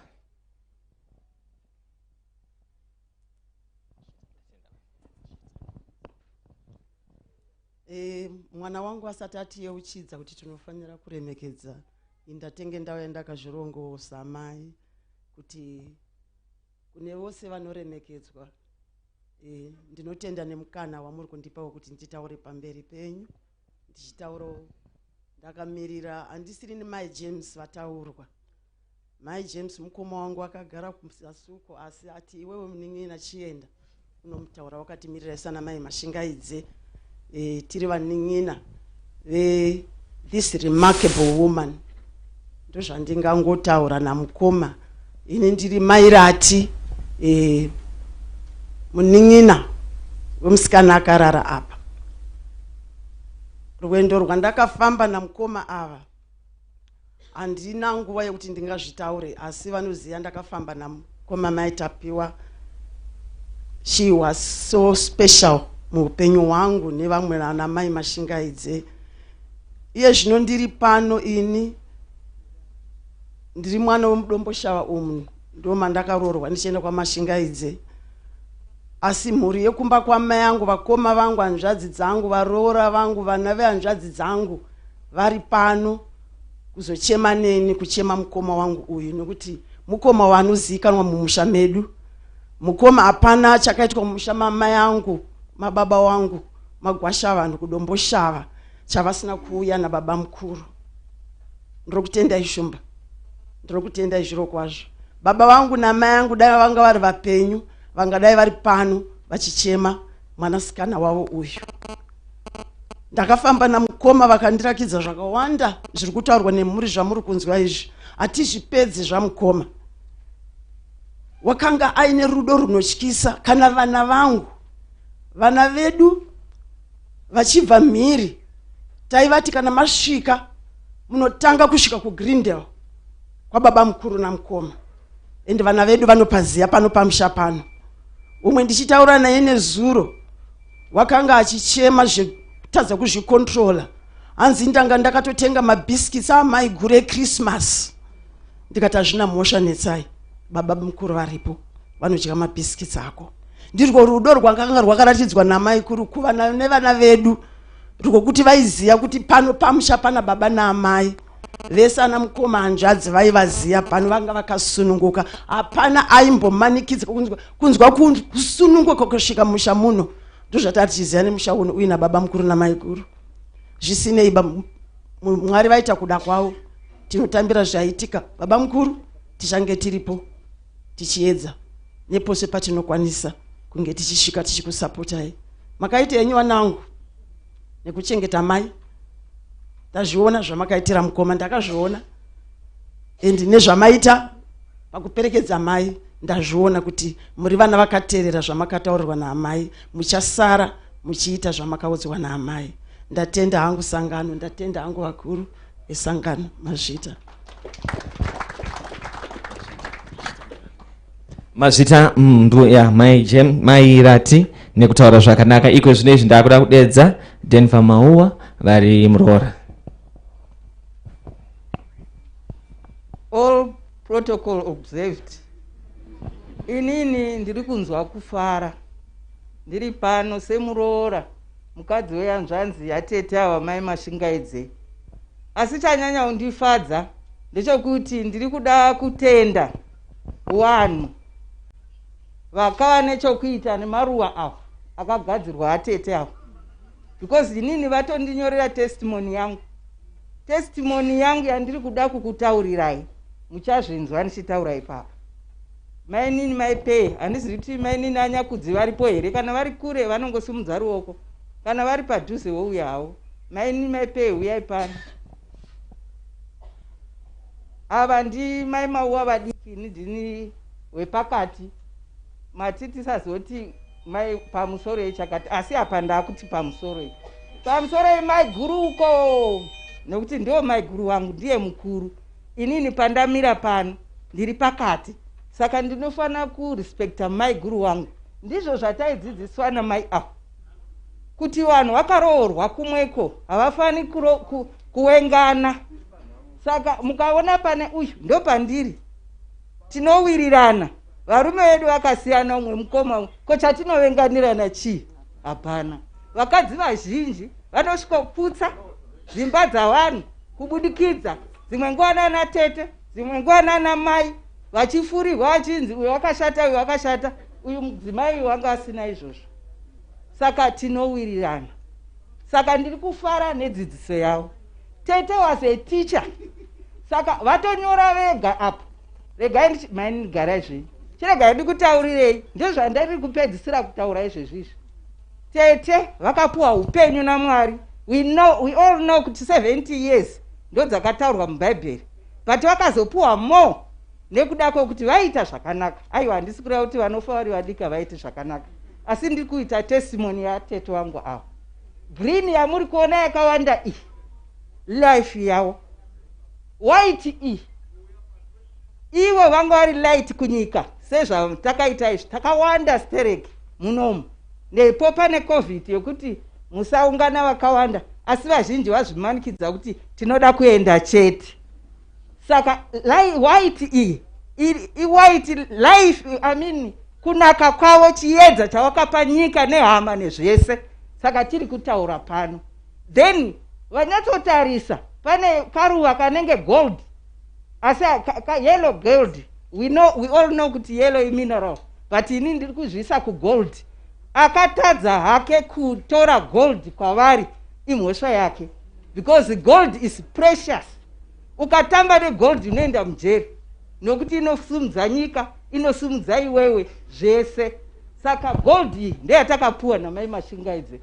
Maona vanhu vanga vachita testimony apo, vazukuru vavo vakagadzira nyika, nokuti munhu womudzimai akava mudzimai wakamira pachokwadi unovaka nyika. Zvizukuru zvavo zvakadzidza manzwa zvichitaurapo. pingisi vasikana vakawanda, vasikana vataura apa vaidzidziswa namai Mashingaidze. Vakomana that color iyo haisi blue zvayo, vandikuvaisa kuvakomana kuti vakomana vangu vari vashoma, asi munhu anosimudzira nyika mukadzi. Makanzwa kuti nyika yakashata nokuda kwaEva. Saka Eva uyu akangonaka, nyika yanaka. Taura chokwadi. Saka ndiri kuti tete wangu ava wanga vakaita sezvakaita maruva. Munoziva imwe programu yainzi mvenge, kana muchiziva munoiziva. Izvo zvitaidaona red, white, yellow, purple chini, but vanyora testimony yavo yega. All these colors are wonderful. Saka ndiri kutenda vazukuru vese vakaparticipate mukugadzira maruva avo. Makanyora testimony yandaita nhasi, mandiitira upenyu hwangu hwakanaka. Jesu Kristu tenzi wedu. Tinotenda mai, hanzi aiti kubata iroko neniwo uyai futi panapa kasikana, asi muri medium futi yavaita apa inonzi with the aid of diagrams describe the life of Vesta. One more time, ngativaroverei maoko. Zvakanaka izvi, tinotenda mhuri yakwanisa kuti pagadzirwe maruva akanaka kudai so. Mwari vakuitai zvakanaka. Iko zvino izvi ndakuda kudedza sekuru Windingwi vachiya kuzotaura, tete Nyanyiwa vachigadzirira namai Tsitsi vachigadzirira zvekare. Sekuru uyai zvenyu. Vari kutaura munozoisawo kaEnglish ndepamedium pano, handitika programu ndeyamedium mazvita.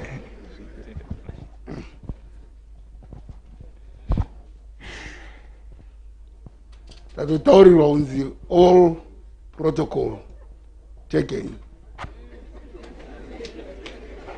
So handichadi kutaura zvakawanda. Mbuya Mashingaidze vari panava one a wide area of operation. Wanga vari advisor kwamauwa, wanga vari advisor kwaMashingaidze, wanga vari advisor muGreendale, and for a secret she was an advisor to the United Methodists. Zviro zvinotityisa kuti at their age wanga wasina kuti uyu muduku uyu mukuru. They would sit down with you wachikupa advisor esa yeunoda, and then also realize that aiwa, she is almost over 8 years, and then she has given a new idea where you can say that let me not do this, let me not do this. Chinonesa ngechekuti there was so much demand kuna Mbuya Mashingaidze that apo ndanzwa mwana wacho tapuwa aitaura the growth of heart. The heart was now too big because there was so much demand for her. Mu area yedu tinogara ino iyi ku church besides kuma families ake anga ari demanded. Mangwanani ano na andifonerwa newana vari ku United States kanzi zvino mudidini. To them we are now in a hopeless situation when Mbuya Mashingaidze is gone, and this is a child ari ku Dallas. Because why is yours kuti we were all dependent on her, and this loss is very difficult. I don't want to give any secret, because when I had a difficult situation myself in my own family, they became the strong lines of support. That's why wananga kutibvunza kuti zvino mudidini kuti zvadare. I know that's the case. Wakakomborerwa havo avo vanokwanisa kupa mazano kune wamwe waichengeta. And avo vanokwanisa kutora mazano acho iwayo vachiasenzesa. If we are wise enough, let's get whatever we got from Mbuya Mashingaidze and make use of our families. We'll be rich. Mazita. Thank you so much, sir. Regaiba mkana unoyu ndichikoka tetanyanyiwa vachinge vapedza ndovandayambukira kupa maitsitsi. Kana pane varasa makiye motikari vasiri kuona makiye motikari yavo, uyai mundione paseri pandakagara apa ndatenda. All protocols observed. Kumira panapa. It's because of this woman. Ndiri kufara hama dzangu. Kumirawo pamberi penyu ndichitaura pamusoro pa sisi vangu Vesta Mashingaidze ni Mauwa. Ndakanyanya kuwirana na sisi Vesta. Ndine masisters akawanda, ma golden girls, ndofunga maona about 110 vari up. But vese vane zvavanoita, but inini ndakakopa Vesta Mashingaidze. Ndakagara navo paMutambara mission, ndanga ndiri paboarding. Every weekend ndaienda kumba for extra lessons. Tisati akutomboti ma extra lessons. Ndaienda for baking, cooking, zvese, you can name it. Ndakabva ndanyatsoti zveshuwa sisi vangu. Ndofunga vazhinji maingonzwa chinzi mainaida. Ende vanga vasingati mainini ba, mainaida. Zvokuti upenyu hwangu kugadzirika kusvika ndiitowo zvandakaita izvi. Ndofunga muri kutoona kuti ndiritori mai ruwadzano kuteedzera sisi vangu mufunge. Dai zvanga zvaita kuti vanyanyiwa varipo vaingokutaurirewo kuti we are just love birds, like zvaiita sisi vangu nababa mukuru. Zvakawandisa zvokuti ndikada kuti nditangeka handitombozvipedzi. Saka inini ndirungoti Mwari vakaita havo, vakatipa Vesta mumhuri yekwaMashingaidze nemumhuri yekwamauwa. Vakasimudzira vakawanda, handisiri ini ndega, takatowandisa. Asi inini ndangoti shuwa ndakomborerwa kuti nditaure pamusoro pasisi vangu, ndichitenda Mwari, kutenda Mwari shuwa nechipo chavakatipa. Ndiri kunyanyotendesesa upenyu hwavakararama. Moziya pane upenyu hwekungoti akangoraramawo. This is a life well lived. Vakanyatsorarama upenyu hwavo zvakanakisa. Kumhuri yavo yekwamauwa, kumhuri yekwaMashingaidze, kumhuri yavo ivo nababa mukuru Silas, kuvazukuru, kune nharaunda dzese dzavakaenda kugoromonzi. Ezvi kutosvika koka munotoona vamwe kutovaudza vanotopunzika kuti shuwa here gambariye. Kuchechi kana Mwari ka shuwa ndiri kutomutenda kuti Mwari makaita henyu nekutipa Vesta muupenyu hwedu. Chandaakunamatirawo hama dzangu, ndakaedza kuita zvakataurwa nasisa, ita ticha. Maininika ndoda kuti muite ticha. Ndikati nisisa handidi kuita ticha. Zvikanzi ukangoita ticha chete unenge wandigonera. And there I am a teacher. Ndobva ndazoti sisi ndafunga kuita something. Chipi? Ndikati ndaakuda kutopedza. Ndiri kutoita special education. Ndaakuticha vana vanema those who are vanema challenges. Intellectually challenged, physically challenged. Zvikanzi shuwa ingawotondikunda. Ndikati no, ndiri kutoteedzerawo imimi. Saka handina kuvagumbura sisi vangu, ndakaita zvavaida. ndakuenderera pana ndambotaura kuti ndiri kuteedzerawo zvavaiita nababa mukuru. Ndakuchikumbira Mwari kuti shuwa dai vanyatsondigonesesa ndanyatsoitawo ndinotozoona kuti izvika izvi zvaiitwa nasisi zvandizvigoni. Dai Mwari vangondiramba vachingondibatsira ndirambe ndichingodiwo ndichizviita. Varoora vavavo vanga vachitaura taiti tikasangana so vaitotaura zveshuwa nevaroora nevanin'ina nevanasisi vavo munhu wese ndozoenda zvikanzi iwewe paipai wakazodewo sori sisi wakazondisiyawo sori sisi zvimwe zvacho sisi. Dai Mwari wangotibatsira mufunge tangoteedzawo tsoka dzakadai idzi ndo dzakanaka kuteedza tsoka idzi. Ndanzi hatifanirwi kuimba but ndinenge achida kuti famba famba famba famba zvinyoronyoro famba famba famba famba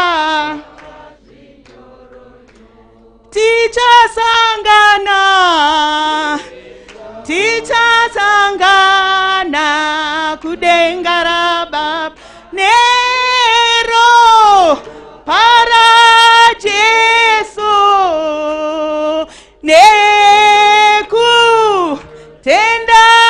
kuna baba ticha muzita rababa rimwe rakomana nerimwe yaunoyera. Amen. Amen. Tinotenda tete mazodzoka muimba kamboka ndinofarira uye ndakangoziva ndikati no maticha pamwe acho vanoda kuisa remedial kuti vanhu vanzwisise saka you get away with it.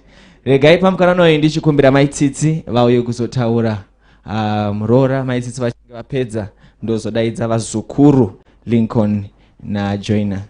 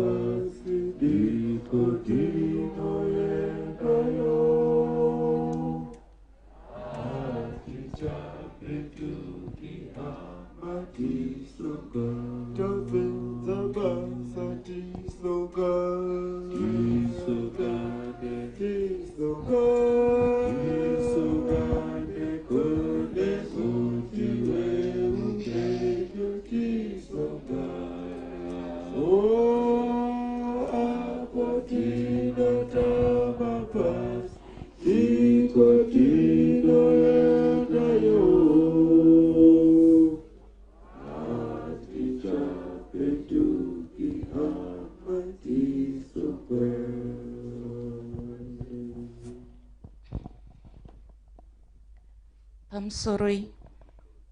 All protocol observed.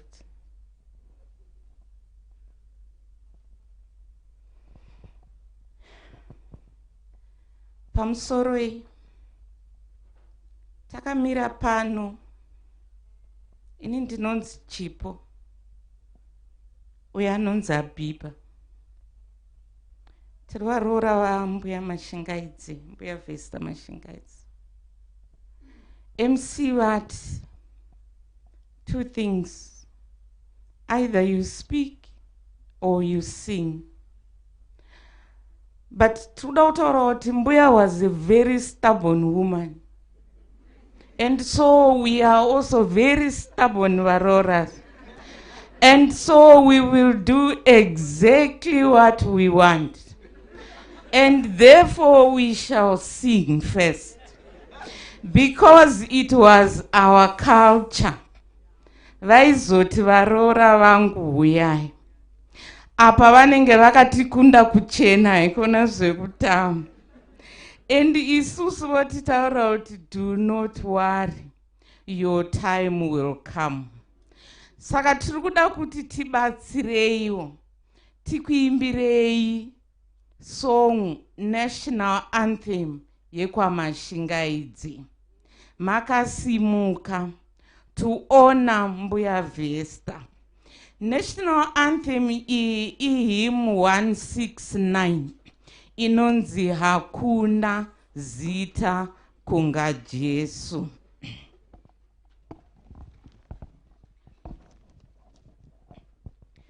Hakuna zita kunga Jesu kanana kudenga.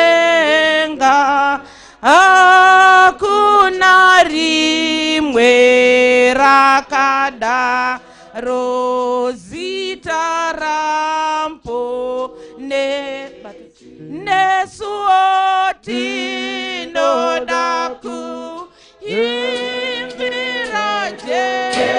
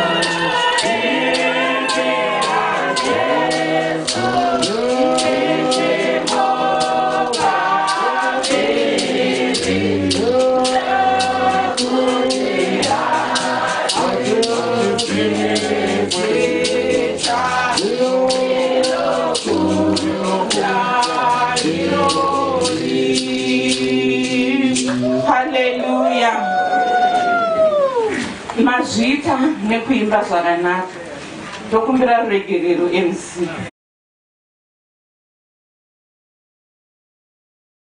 Chii chatingataure masikati ano pamusoro paMbuya Vesta? Chii chaungataure naiwe Abhiba?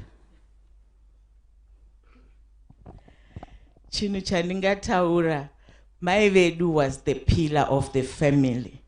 Vaibatanidza mhuri yokwaMashingaidze. Kana nchiti mhuri yokwaMashingaidze, tiri kureva clan yokwaMashingaidze. Chandakadiscover namai vedu Vesta ndechekuti havana kuti uyu muroora wekwangana, uyu mwana wekwangana, vanga vachingokutora. Vamwe havana kutoziva mamiriro emhuri yavo, havana kuziva ini nasisi vangu kuti takamira sei. Tinongobatanidzwa kuti tiri varoora vani vaVesta. Saka tinoda kutenda namai nelegacy yavakatisira. Very good, my Nini, well spoken. Mbuya Vesta, ndimbokuudzai zvangu. Hey, papa nenyaya. Mbuya wangu asingadi vanhu vangori mediocre so. And waitoziva kuti pane zvavanoda zvinoitwa negwara. I suppose semunhu aipinda United Methodist, it was all about methodical for her. It was critical. Saka isusu kuti tizoziya manje kuti shashai tine winner say, we would always go and say, apatoita say, apatoita say. And she would feel very good because she was teaching these two young women how to raise a family, how to live in a community, how to pray. Hence vakatiudza kuti amuzouyi pamba mukasuda musina kuimba rwiyo rwokuti hakuna zita kunga Jesu. Ndakaona mbuya vachikwana pamazera ese. Vaiti vana vehanzvadzi dzavo dzakunororwa. Sore henyu mbuya Greta na mbuya Maswa. But vese vaizouya kuna mbuya Vesta. Chikonzero ndakachitsvaga ndikaona kuti because vana vakawana wisdom yekuti shashaika will say it as it is or as it was, and you would follow that. And naizvozvo ndakaona dzimba dzana mainini vedu, vana mainini Jakachira, vana mainini vese dzichibudirira pamusana peadvice yavaipiwa natete vavo. Mbuya waiti uchisvika zvataurwa naKudzai, mbuya vaibuda vosvika vaikuhagira apa COVID or no COVID. Asi vaizokutaura kuti tiri kunwa zumbani, tiri kunwa artemisia, tiri kunwa chakazenge, handiti zvese izvozvo vaita, but hagi vaikukupa. Sekuru tava sharukwa, sekuru vaizokupa chibhakera, but mbuya would always hug you. So nasi tiri celebrate mbuya upenyu hwavo. The most critical thing chandoda kuti mubatisise about mbuya. She prayed, yes, she went kuma funerals. She was very concerned about this man, this handsome husband of mine. Because, in fact, it's a miracle, Mfundisi Madzire. Because every time he came to see them, vakotsira varota hope. And then Mbuya would say, Tapua oye, unaita uchizorora mwanangu, basa riperi, asi upenyu hautengwi. Then omuka, mom, I was busy, nanganda kotsira. Chenda kuspare undorara. And then he would go, and then he would sleep, and then he would go. She was so concerned about this beautiful princess. Tsitsi unondomanya. Ina aregere rudo uchimanya woni mwana wake. Leave Rudo to run around with a baby. Tete my first. My tsitsi. Ngezi zvaraha kuti rakurora. Iye Tapua ungabvumidza ngezi kuti rirore mwana usina kutaura nababa ngei. Ndati mbuya vadanana. Anzi unodini uchayakobvisa pfumeri. Ndikati apeno handiziwo.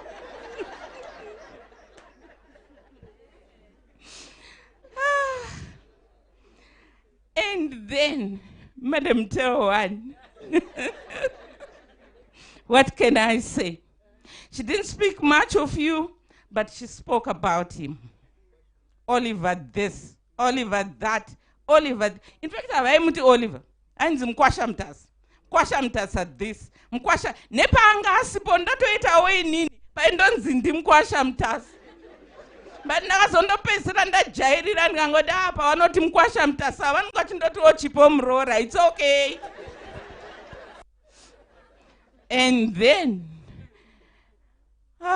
Patrick Gwins. Patrick, one thing that Mbuya was so, if there's anything maybe zvongomboita kudharawo zvisina kunyatsoti twasa, but wakagadzirisa pakuuya naChennai, honestly Mbuya was so happy, vakafara, because Patrick uyuka une system yekuti unongoerekana angoti pacha. And you're thinking maybe Chennai are behind, but Chennai is not even there. Chennai is in the UK. And Patrick, achibva kuairport unobva wauya kuno kwaMashingaidze instead kwenda kwaMeke kuHatfield. But mwana wako kwaMashingaidze wacho wasiye kuLondon. You know, Patrick, this time hai wakagona. Thank you very much on behalf of Mbuya. And then sweet Chennai. I want you to mess more in Chennai. Chennai, up. Yes, that's last Boni Mbuya Vesta. Look at the smile. You know, Parwara Mbuya in October, after 1 week, Chennai came. It was a secret. Mbuya na Sekuru didn't both know kuti Chennai was coming. Saka ndakaenda kunovatora.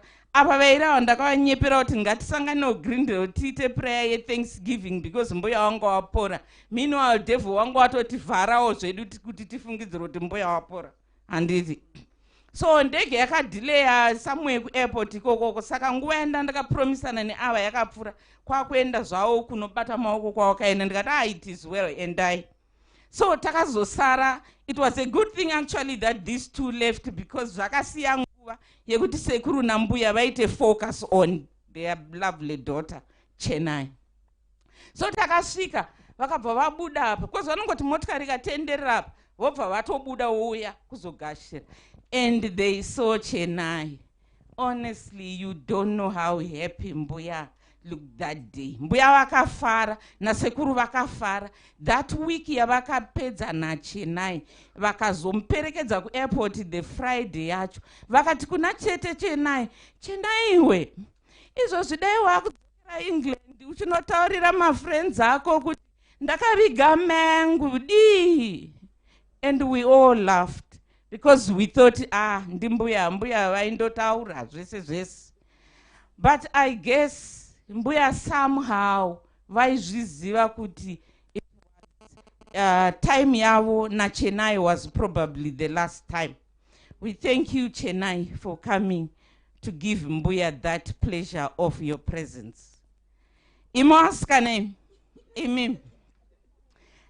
Mbuya loved her grandchildren, all of them without favor, without what. But I'm seeing mega foot. Kune vese vamwe vasimuka vave kuna namdoza, even vekwana baba mnini vekwani. But this girls, why I want to say this in front of everyone is that chinjai kuita kwenyu, because you lost out time. Yamaikwansonga mwina Mbuya because you are in Zimbabwe. The others very outside. But now Mbuya is gone. Regrets, yes. But there's no akuna reverse. Sorry, but improve. You can mend your relationship and improve and love Sekuru and look after Sekuru. Finally, all right, pekupedzisira. Even mfundisi madzira, mfundisi maidiwa na Mbuya. Ndazoti Mbuya, shamwari yenyu mai madzire asiwa Mbuya panosu. Eho. But Mbuya waisapinda mbao ukasadya. That was not part of Mbuya's culture.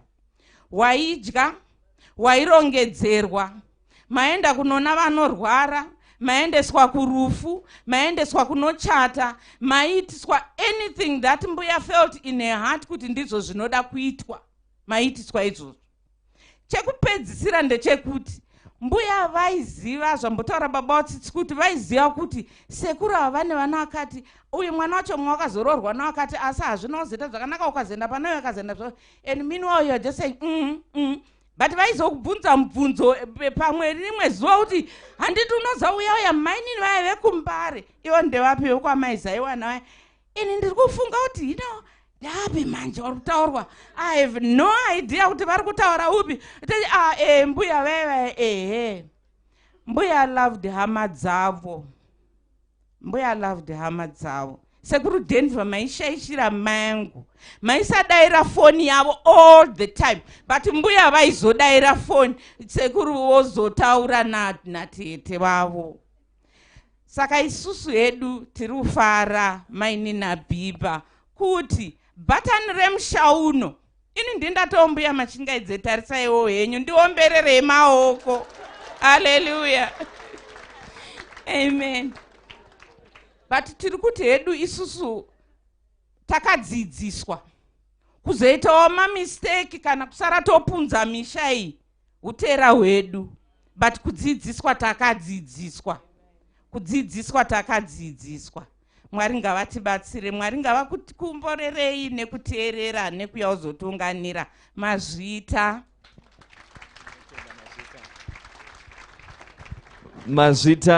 ana mama manga muchitaura ndio anonzi ma.com manje ndaona kuti manga mune data regai pamukana ndichidedza vazukuru Lincoln na Joyner vachiya kuzotaura. Ukangoimba mzukuruka? Mazita. Ndichangoimba 1 verse chete. Ndangokutendai pazuva ranhasi. Tinofara Mwari netime yavakatipa natete vedu. Chandakanyanya kubata pana tete. 1, we are created for a purpose. Munhu wese akacreatwa for a purpose. Ndofunga zvese zvatachinzwa zvavichitaurwa zvavichibuditsa purpose Mwari yavakavaisira pasi panapa. Saka ndezvekutobata kuuya kwawaita pazuva ranhasi panhamo yaMbuya Mashingaidze ndezvekuti ubate. Amen. Vanga vane assignment Mwari yavakavaisira pasi panapa ende vaizadzikisa. Amen. Ndofunga umwe mutaura akataura nezwi akataura kuti munhu wese akazvarwa nemukadzi ane zuva rake raanofa. Saka ngatisazvitorei for granted. Amen. Ndongotenda Mwari netime yatakava nayo natete vedu. Ini ndiri mwana wehanzvadzi yavo. Amen. Tete munhu aida zvekubatanidza. Chavanga vasingadi kunzwa tete ndezvekuti ini ndina baba vangu, baba vane mabrothers avo. Vanga vasingadi munhu anongobatira pavana vamai vake. Vanga vasingazvidi izvozvo. Tete vaibatanidza vanhu vese. Ende ndaona kuti assignment yavo yanga isiri yekumhuri yekwaMashingaidze chete. Yanga iri yekumhuri yekwamauwa. Yanga iri yekumwe mafamilies akawanda. Yanga iri yekuchechi. Ende dai love yaipera. I think manzwa zvataurwa nevazukuru vekwaMashingaidze, vazukuru vatete vedu. Pamwe love yatete ingadai yakapera. But ndadzidza kuti love haiperi. Tinongoramba tichipa love. Amen. Saka ndinoti tete tingobata Mwari vavaitire zvakanaka. Munhu angakanyanya kuzara nerudo zvakanyanyisa. Saka ndiri kuti kumhuri yekwamauwa, kumhuri yekwaMashingaidze, kune mafamilies ese ari panapa. Ngatibatei zvakanaka zvakaitwa natete. Chimwe chinhu futi chandakabata pana tete. Tete vaiziva manames evanhu vese. Amen. Vaisaita zvekuti vazukuru vangu vekwaMashingaidze. But kwamauwa, kwaMashingaidze ikoko ndofunga. Vaitobata kuti mwana waJoyner, vana vake, ende vachiziva manames. Saka manames pane zvaanotoita mukati muupenyu hwedu. Mwari vatibatsire. Amen.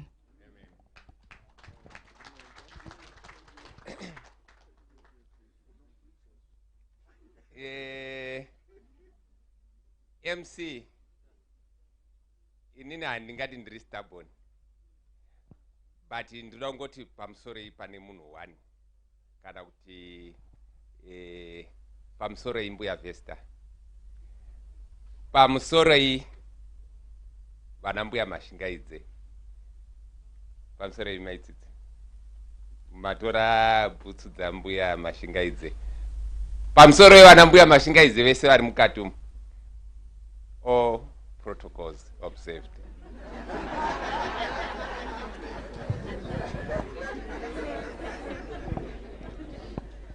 Inini paprogramu yemaspeakers ndanga ndisipo,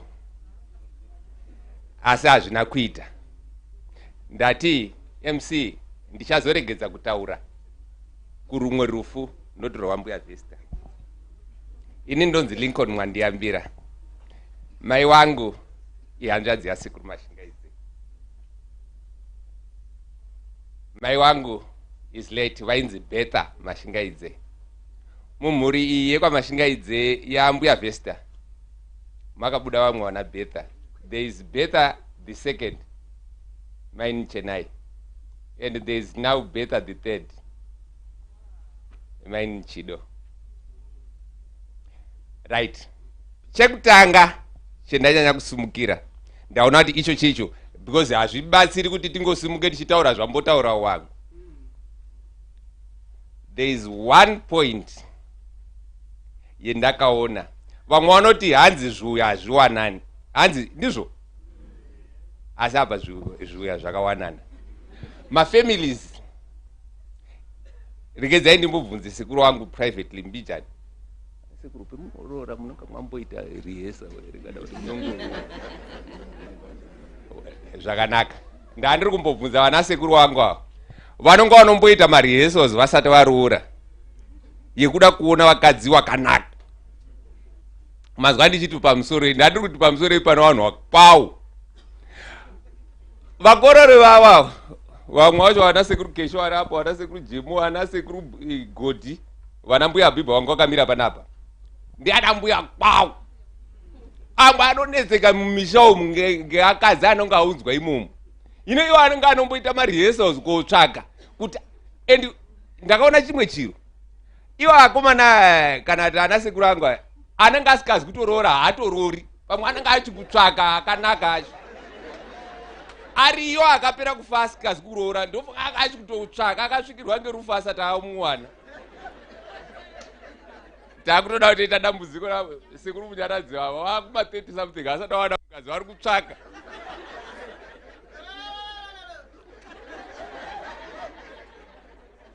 Chinhu chataurwa chisina kutaurwa panapa, ndoda kukutendai sekuru Mauwa.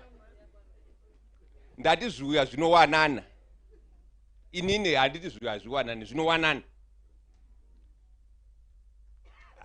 Sekuru wanu ndisenge Chingezi, handisi kuchiziva Chingezi chacho, handisi. But pendoda kuenda, Mbuya was in her 80s. But at her age, vana sekuru avo kumusha kwavo vamwe vanoti a girl child is disadvantaged kuendeswa kuchikoro, asi Mbuya wakanga wakaendeswa kuchikoro. Wakaoroorwawo futi ngevanhu vakwa Mashingaidze ava vanoendeswawo vana vasikana kuskuru. Mai vanga akanga akaenda kuskuru, akanga ari mistress, ari teacher. Look at these girls vari apa. Look at these girls vakunda Mashingaidze, vana mai vangu all educated. Asi zvakabvawo kwana sekuru Mauwa. Girl child has to be educated. And vamwe vabereka vazvizivi kuti when you send your children, you are investing in them and you are investing in their education, and that will build a better world. Baba kutaurwa panapa nekunzi Mbuya vakagadzirisa upenyu, vakagara upenyu hwakanaka because she was educated. Izvo zvinowanika chete kana vanhu vaendeswa kuchikoro.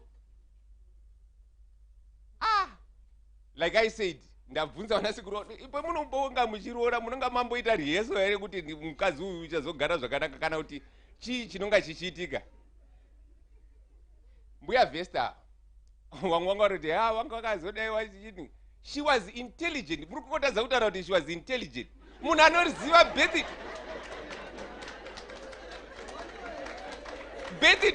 nesusu twana twedu isusu wazukuru unofunga kuti uri muzukuru wekuru unonga uri padhuze nawo baba gamu wakati gamu umwe wacho uyo kuna ishe anonga vachivaziva chichivazi intelligent hazviitwe nemunhu ari dull zviya zvinoitwa neintelligence. Tarasikirwa nambuya wangu avo musi wandaisekwa namaini chipuzi wakauna wakapusa wasiiwa ndimbuya zveshuwa ndakarasikirwa ndoda kukutendai sekuru Mahuwa nemhuri yenyu kutipa mbuya akadaro mumusha medu ndizvo tinowana kwese kwetinonga. Thank you so much sekuru Mahuwa, mazvita yenyu MC. Thank you. Tinotenda mzukuru. Ngatiitese intelligent. Vanogona wazvinzwa. She was intelligent and tinotenda zvikuru. Ndazwa mzukuru akuramba kuisa kachingezi. Ndikati kachingezi kanada wapractice zvechokwadi. Pane imwe function yandakaenda yanga iri yezinara. Panzi pekuti all protocols observed, I ended up in trouble that all portals covered. So zvinoda kuuya wanyatsopractice kuti uchati. Our mother was intelligent. Rekaendikisire pamukana unoendidedze baba Isaac vauye kuzotaura Isaac Mashingaidze vachinge vapedza ndoda kuzodaidza vana vasikana vana vamai Mashingaidze vachizoya nababa vedu Silas.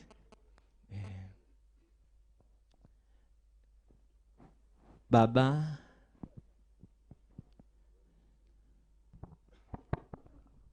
kudenga kwakanaka kupinda pasi pano mbonesi wetu anogara iyo ari kutidaidzira kuti tizogadzirirwa neyo nzvimbo yedu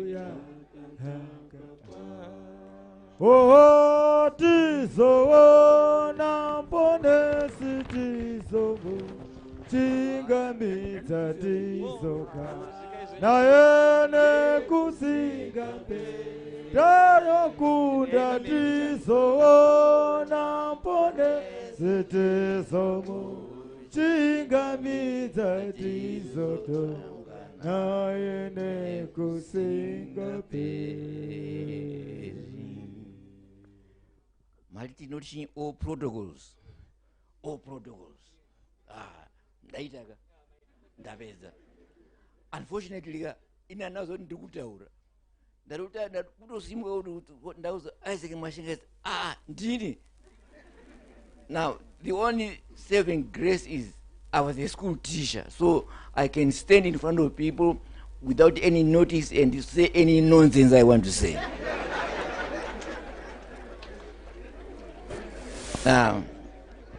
Jokes aside, inini rufo rwamaigururu handisi kuona maonero ari kuitwa munhu wese.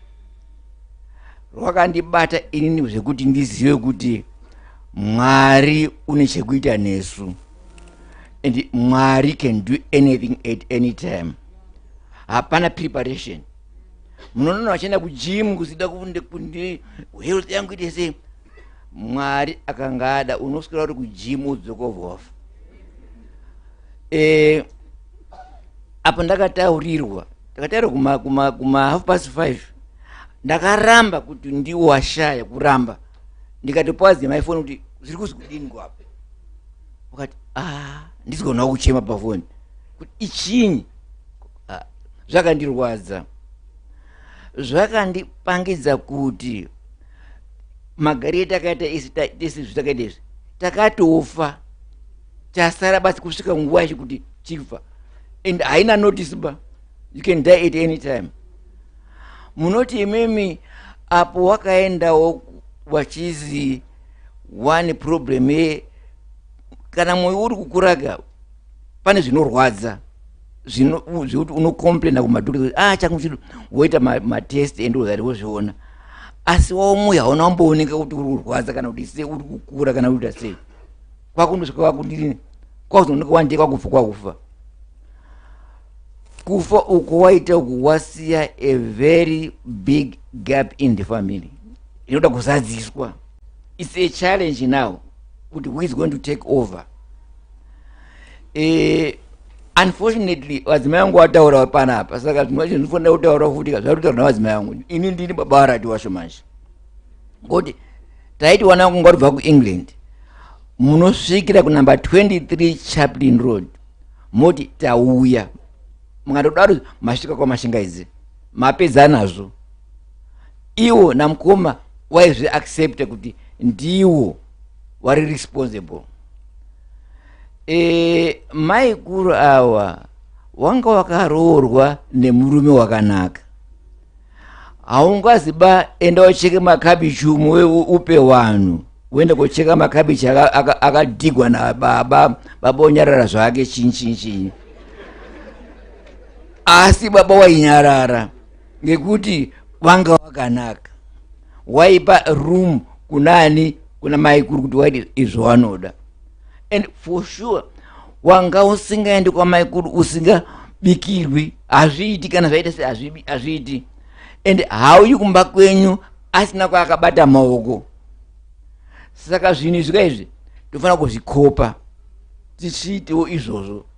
Vana vadiki kopai upenyu hwakadare, mudini muitewo kuti zvinhu zvidini zvimuitire zvakanaka.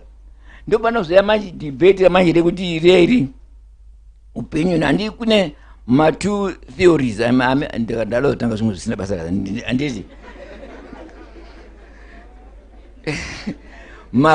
two theories about religion, a free will ne predestination, ekuti upenyu hwedu hwakagadzirwa ndiMwari, mwachira aiwa wanogadzirwa ndiMwari, iwe ndiwe unosarudza zvokuita. Asi ngatisarudze zvakanaka. Kana tichida kusangana na maikuru tinoziva vanhu vese vataura apa wataura zvakafanana, and vanhu vangasi kunyepa ngoti vanhu vangari kunyepa zvinosiyana zvamunotaurira about a person, asi munhu wese abuya panapa wataura zvakafanana, zvikungongoro wari kukopana ngekuti ndizvo anga ari munhu wakanaka, anga ari munhu aitambira munhu, achitsiura vanhu mukunaka kwete mukushata, kwete kumuitira hasha kana kuti kumuisa kumutaura zvakanaka kuti aiwa usadai. And I hope wari kuenda kudenga wese vanoda kuzovaona, teerai izvo waita, munozovaona, munosangana nawo. Tandosiyana basi padutike pekuti inozichikwe yomati kuMashingaidze ini inozi anthem yaye mazuva ano kwakwane modern anthem manje. The previous anthem yana baba wedu nana sekuru wedu nana sekuru, andofunga mukaenda kwese kana bocha kana kwese vanoiziva. Inozi chii? Inozi raduka zuwa gara ineni tenzi, dema rasvika tenzi gara ineni, panguva yekurara ino baba, ngandikusikie nekusingape. Upenyu unochinja. Yanga iri anthem yemuRhodesha, saka iyi yakuitwa manje ngemuZimbabwe, tinozvibvuma. Aiwa mazvita henyu, maikuru watungamirwe wasvike kumusha mazvita. Tinotenda seyo nemazwi akanaka. Regai ndimbotenderedza programu zvishoma. Ndanga ndati ndichazodaidza vana vasikana pamwe chete nababa, asi ndiri kuona kuti ndikusiyei mbichana ndimbodedza vaviri, then mozouya ndodedza vaviri vauye vari vaviri kudaro. Mbuya Makoni na Mbuya Mpunga veku the United Methodist Church paGreendale. Mbuya Makoni vachamirira chipangamazano nekuti vaishanda pamwe chete na Mbuya Vesta kuchechi vari zvipangamazano zverukwadzano rwewadzimai. Then Mbuya Mpunga vachamirira, vachataura vakamirira kereke yedu yepa United Methodist Church. Kana pane varasa munoya muchitora uyezve ndashaya zita racho, uyezve varasa makiya emotikari munouya zvekare muchindiona, kana pano vasiri kuona makiya avo emotikari munouya mundiona ndiri pano. Ikashaya muridzi ndichakurumidza kusvika kumba nhasi.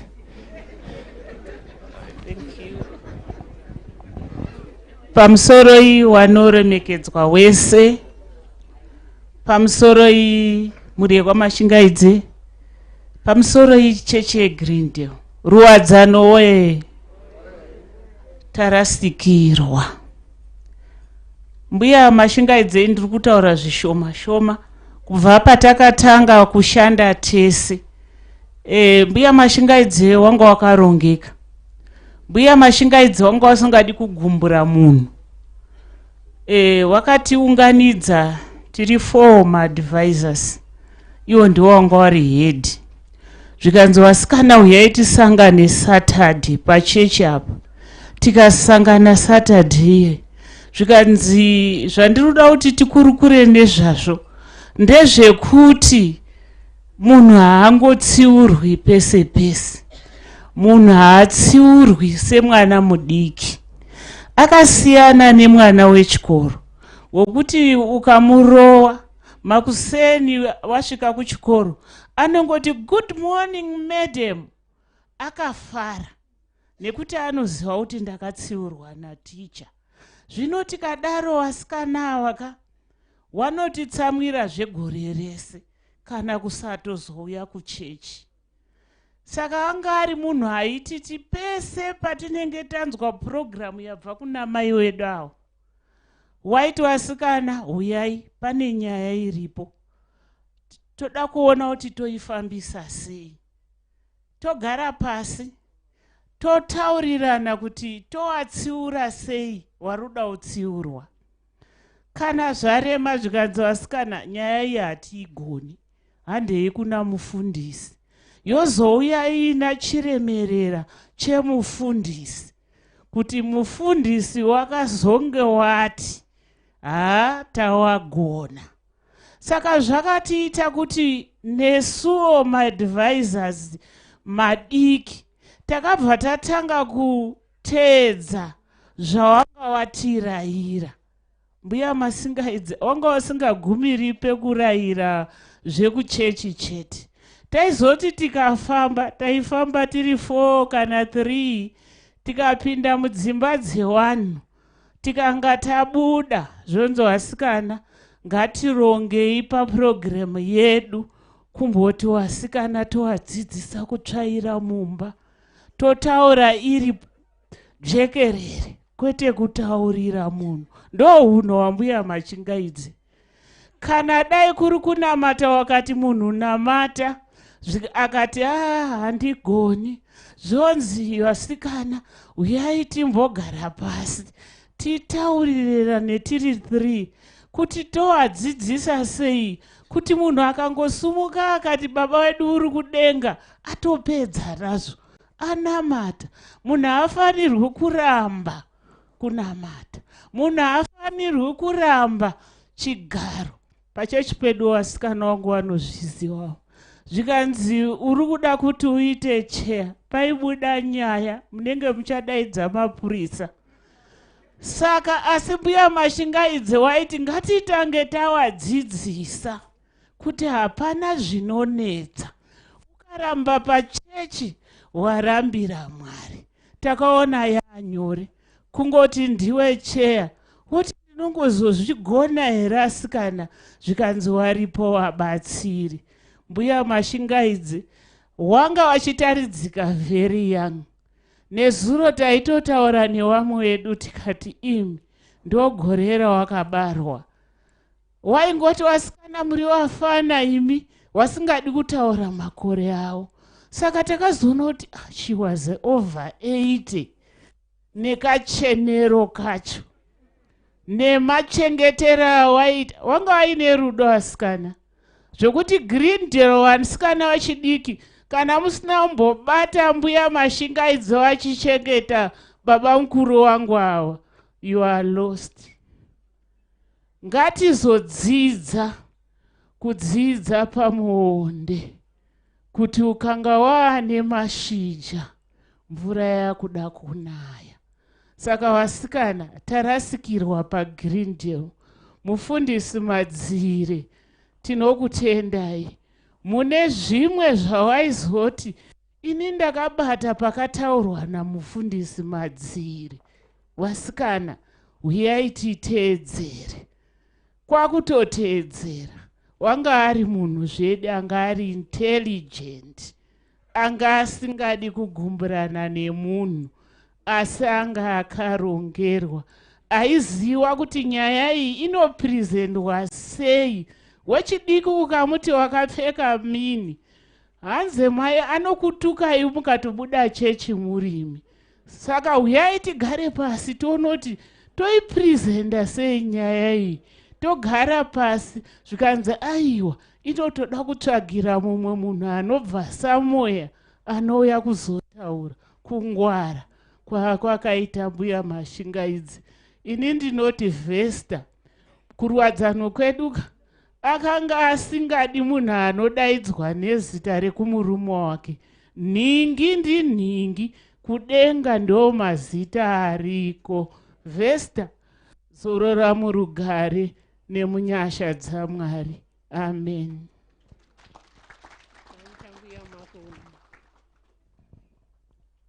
Pamusoro MC, pamusoro all protocol observed. Ini ndiri kuda kutaura kuti Mbuya Mashingaidze ndimbuya wangu. Ini nditori muzukuru, ndakamirirawo chechi. Mbuya Mashingaidze nevakati wandiwana baba namai Chibvuri, wano baba namai Ndingwi, takati toita seiko. Chechi hatina paGreendale, taipinda kumabvuku. Tabva kumabvuku tikati kwaita kuri, tata kupindira paGreendale, Green Grove Primary School. Tizobvapo hatizivo zvakaitika, tata kurenda kuEastleigh. Tabvayo kwakubva tazotenga stand kwasekuru Ndoro kuGreendale. Toti wake yanga ine mapillars, ikakondemwa ngedistrict. Saka takatanga zvepatsva, tane almost more than 15 years tichikwaka tichiri pafoundation. Saka Mbuya Mashingaidze chido chake chachiri chekuchemerwawo muchechi yake, asi zvakona. Saka tasirwa chitsvare kuti ngatimire ikwariyo kumusoro unofara akazoona chechi yake yadini yamira. Ndo chitsvare chandiri kusiyirai naMbuya Mashingaidze. Asi kutaurawo muchidiki, Mbuya Shua anga ari munhu une rudo, anga ari munhu unotaura chokwadi, munhu anga ari wakachena usina zvipomerwa, kuti tazomuona aiwa kana ari munhu wakachena. Yanga iri good example kuwana mai wakawanda. And munhu waitsiura munhu mune zvakanaka, zvekuti munhu unogashira. Saka zvizhinji mazizwa zvataurwa. Saka ndiwo mazwi yangu kuna Mbuya Mashingaidze kuti fambai zvakanaka Mbuya. Asi chechi tichaedza kubatsirana tiwake mufare kumusoro ikomuro. NiKristu tenzi wedu. Amen. Tinotenda mama nekutaura mashoko akanaka. Iko zvino izvi ndauda kusira nguva kune vanasikana nababa vachiuya pano. Pavari kuuya tichazoda kuti tisangane parwiyo ruri kuseri kwemaprograms edu. Pamaprograms pane rwiyo ruriko runoti Jesu ndishamwari wedu. May I ask all of us to stand? Vanokwanisa ngatisimukei, vanokwanisa ngatisimukei, if we may be upstanding, and allow the choir to lead us in singing of the hymn Jesu ndishamwari wedu. Vachinge vapedza totendeudzera nguva kuna baba nevasikana vachizotaura.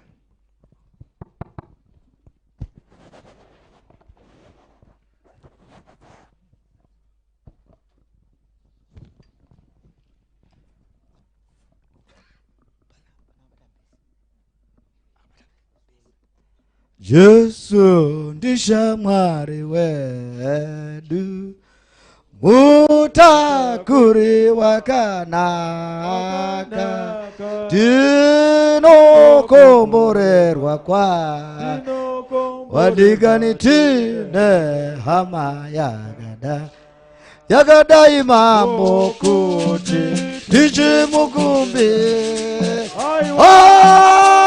anofadzwa kupindura anotipa zvakanaka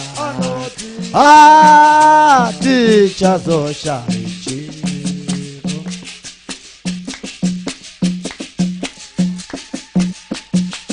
kuti tine dambudziko kana tine rurudzi hatizowine uro tinotenda kuna Jesu mambo hatimuoni imwe hakuna imwe yakanaka kungaye yanoziva vanhu ve mukumbire anuku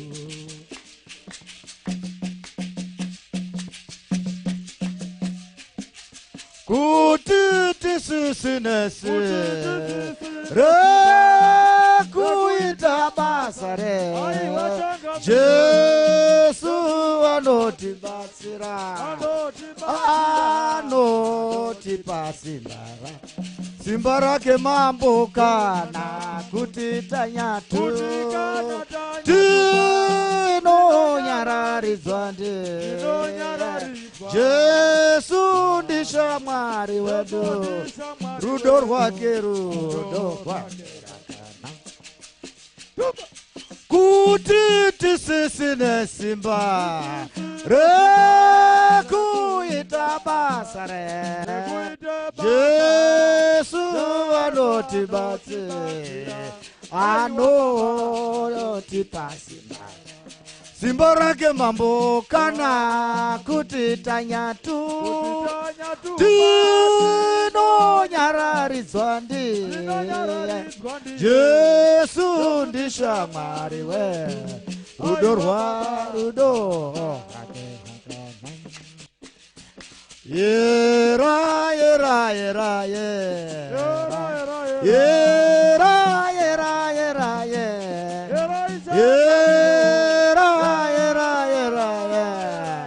munoyera mambo yera changamire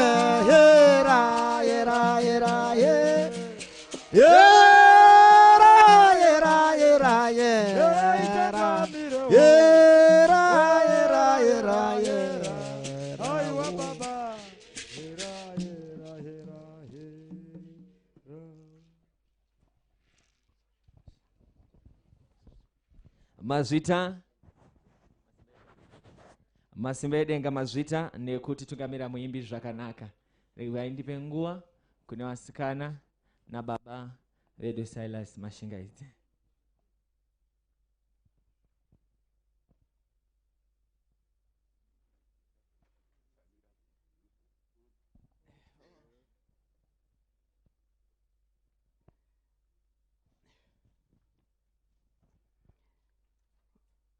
All protocols observed.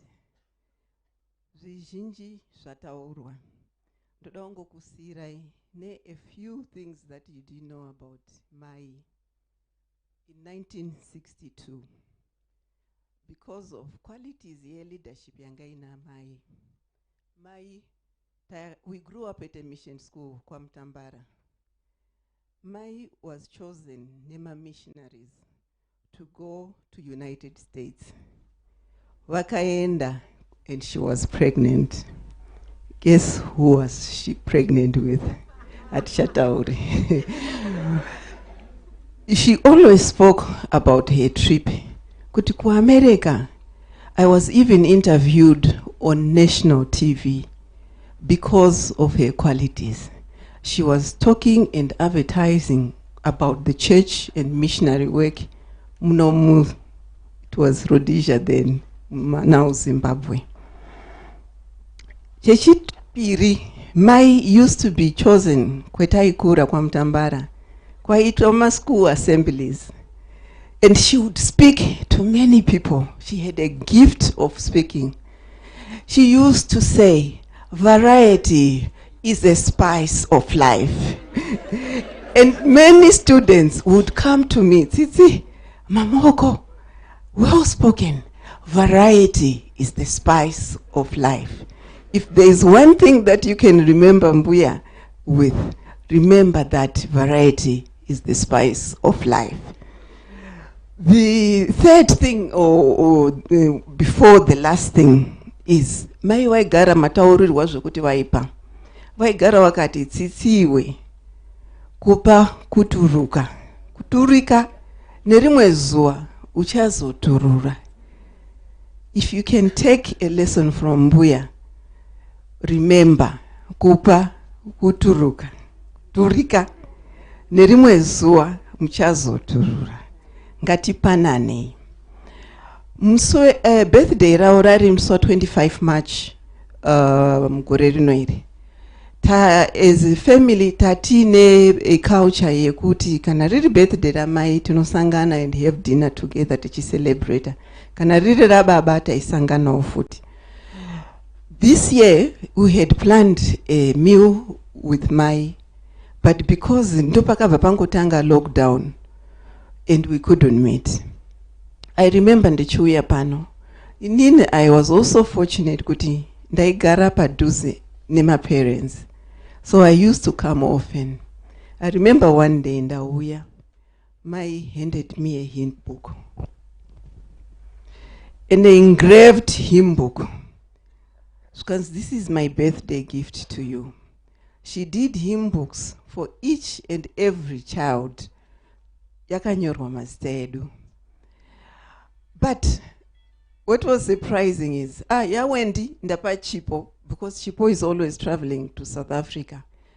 But Chennai, because ari ku UK, Chennai anozotora yangu. When Mai died, I remembered that was her goodbye to us. Tese wana takakurira yedu mu United Methodist. But hatisisiri mu United Methodist by marriage or nekukura kwenguwa. But Mai left us a heritage which we will always remember. The hymns that we used to sing as a family. And last but not least, ndoda kutenda Baba for taking care of Mai. Baba was a general. He is also an unsung hero. Wakachengeta Mai. Every birthday, you would say, Tsitsi, ande kuma shops. Pane ma shops aya ai mutown aiita zvekuwaridza hembe. To shop for Mai when it was her birthday. Taita zvekuti tichisvika we are welcomed with a drink. So ntichigara ya baba. Hembe dzetauna baba wachuza iyi kana kuti iyi. Which one do you think kuti inoita? Honestly, mukukura kwangu kwese, I never heard Baba wachipopotera Mai.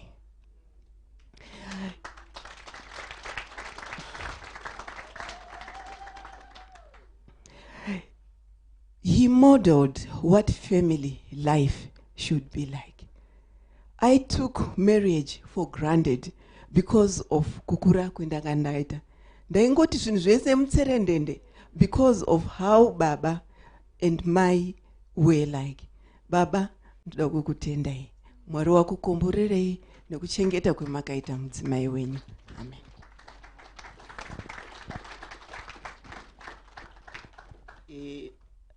My protocols are to observe already.